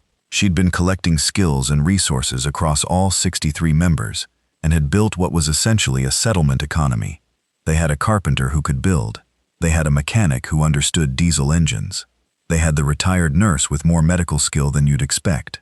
They had, as of recently, contact with another settlement near Fairfield that had a water purification system beyond anything we had. She laid this out for me without making it a pitch. Just information, offered honestly. I said I needed to bring it back to my group. She said that was right. I sat with it for 3 days. Then I had the conversation at Pete's kitchen table, with everyone there, kids included. I said, "Clearwater needs our planting expertise and our seeds. Nate and Pete have both." I said, "In exchange, they're offering connection to a larger network, specific skills we don't have, and a medical resource that supplements what Audrey can do alone." Audrey said, "The second medical resource matters. I can't do surgery alone. I can't manage some scenarios alone. If they have an experienced nurse, that's a partnership I need. Nate said, Pete, what do you think about the agricultural angle? Your seeds, your knowledge. Are you comfortable with that going to a larger group? Pete sat with his coffee and thought about it in the way that Pete thinks about things. He said, my father's whole argument for farming was that the point of growing food is that other people eat it. You don't grow food for the food. You grow it for the people. He paused. He was a boring old man who turned out to be right about everything. Gary said, the radio contact is the thing that gets me. Another settlement with water purification, that's infrastructure we can access without having to build it. Tyler said, from the end of the table. So we're deciding whether to join them. I said, not join, ally. Tyler said, what's the difference? I said, we keep the farm. We keep our independence. We share what we have and we access what they have. We can leave if we need to. We don't give them our location until we trust it. Diane said, can we be allies with someone who doesn't know where we live? I said, for now. Yeah, I think Leanne understands that. Patricia said, I vote yes. Not as a procedural thing, she just said it, plainly. Lily raised her hand. Diane said, Lily. Lily said, I'm voting yes too. The decision was yes. I went to tell Leanne the next day. She listened to what I was proposing. The terms, the conditions, what we were willing to share, and what we weren't yet ready to share. She listened without interrupting, which I respected. When I finished, she said, you're careful. I said, yeah. She said, most people come to us desperate, and they show everything immediately. You've come to us 4 times and still haven't told me your name. I said, Owen Marsh. She said, Leanne Farrow. She extended her hand. And wherever your farm is, it can stay wherever it is, for as long as you need it to. I said, thank you. She said, the people who are careful are the ones who last. That's what I've learned in 4 months of running this. The careful ones. They think before they act. They don't burn their bridges before they know what river they're crossing. I said, that's a good way to put it. She said, what did you do before? I said, warehouse inventory supervisor. She looked at me for a second. Then she said, you noticed the supply patterns. I said, yeah. She said, how early? I said, about 7 days before it went public. She said, that's why you made it. I said, that's part of it. She said, what's the other part? I thought about Diane's hand on my chest in the dark, about Tyler counting infected under his breath in the rearview mirror, about Lily with her hand over her mouth catching a laugh, about the pool at 4 in the morning, and Nate's water jugs, and the station wagon on the curve of the road, and Patricia eating that first dinner at Pete's with her eyes closed. I said, good people. Leanne nodded once. She said, yeah, that's always the other part. There are things I've been trying to say throughout this, and I'm not sure I've said them right yet, so let me try one more time. When I started buying things 7 days before the collapse, I wasn't trying to be a hero. I wasn't even really trying to be ready for the worst case. I was doing what I do, looking at data, and responding to what the data said. The data said something was wrong. I responded. That's not special. That's not brave. That's just paying attention. But here's what I've learned since, and it's the thing I actually want to put down for anyone who might hear this someday.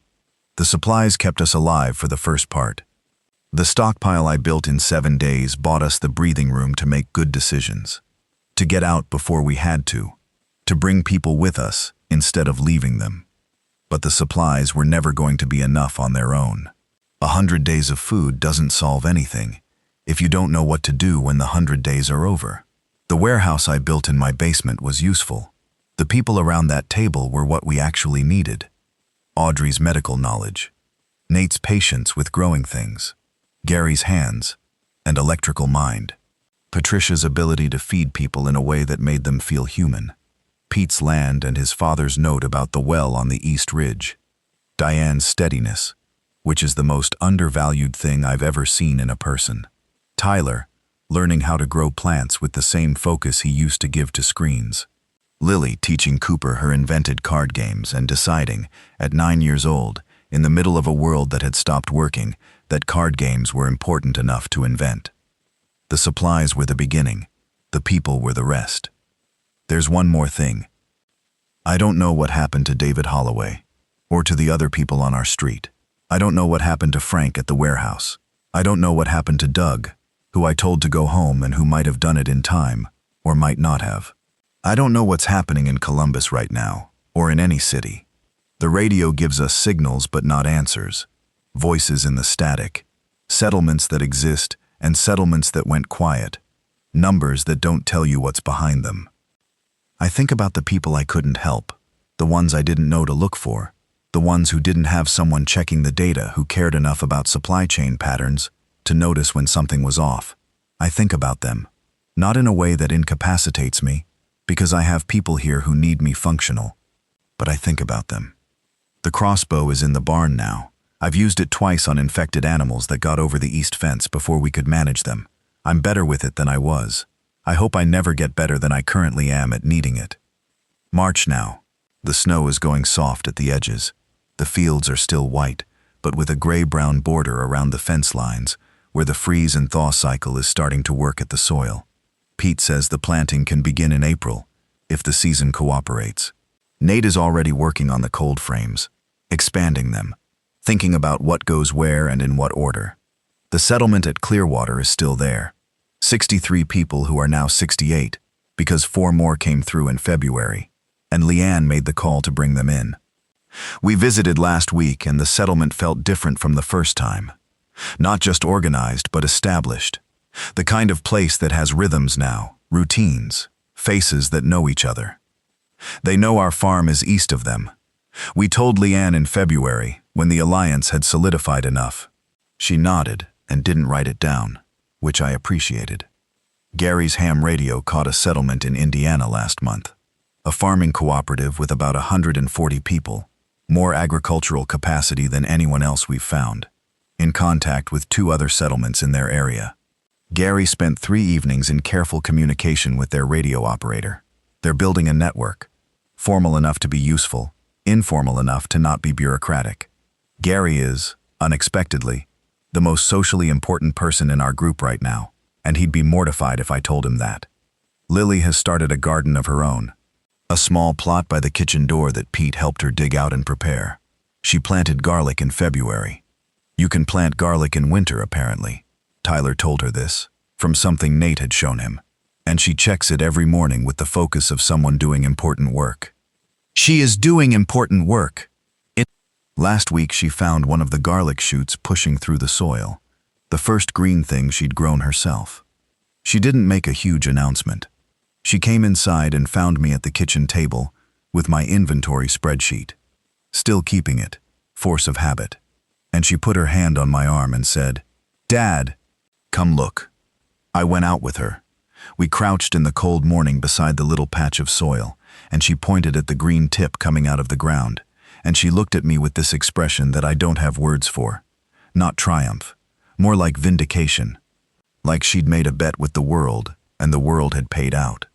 I said, "Look at that." She said, "I knew it would come up." I said, "Yeah?" She said, "I watered it exactly like Nate said. I didn't water it too much. I waited." I said, "You did all the right things." She said, "You have to do all the right things and then just wait." 9 years old. We went back inside. Patricia had breakfast ready. The kitchen smelled like toast and coffee and wood smoke. Through the window, the east ridge was still white, but the sky above it had gone that particular blue of March mornings. That means the season is deciding. I sat down at the table. Diane put a cup of coffee in front of me and sat beside me, and her knee was against mine, the way it always is when we're at the same table. Tyler came down the stairs with his hair in every direction, arguing good-naturedly with Meg about something to do with a card game he'd apparently lost. Cooper came behind them eating crackers. Nate and Gary were already outside. I could hear them at the equipment shed, some kind of banging that had started early. Pete's voice carried from the barn, talking to his goats the way he always did, A one-sided conversation in a low, patient tone. Audrey came in from outside with her jacket still on, holding her morning notes. She kept a daily health log on everyone, force of habit from a clinical life. And she set the notes on the counter and poured her own coffee and said, "To nobody and everybody, temperatures up 3 degrees from yesterday. Ground's going to soften sooner than Pete thought." Patricia, at the stove, said, "Spring comes whether you're ready or not." And Audrey said, "Yeah, that's true about most things." I looked out the window at the East Ridge.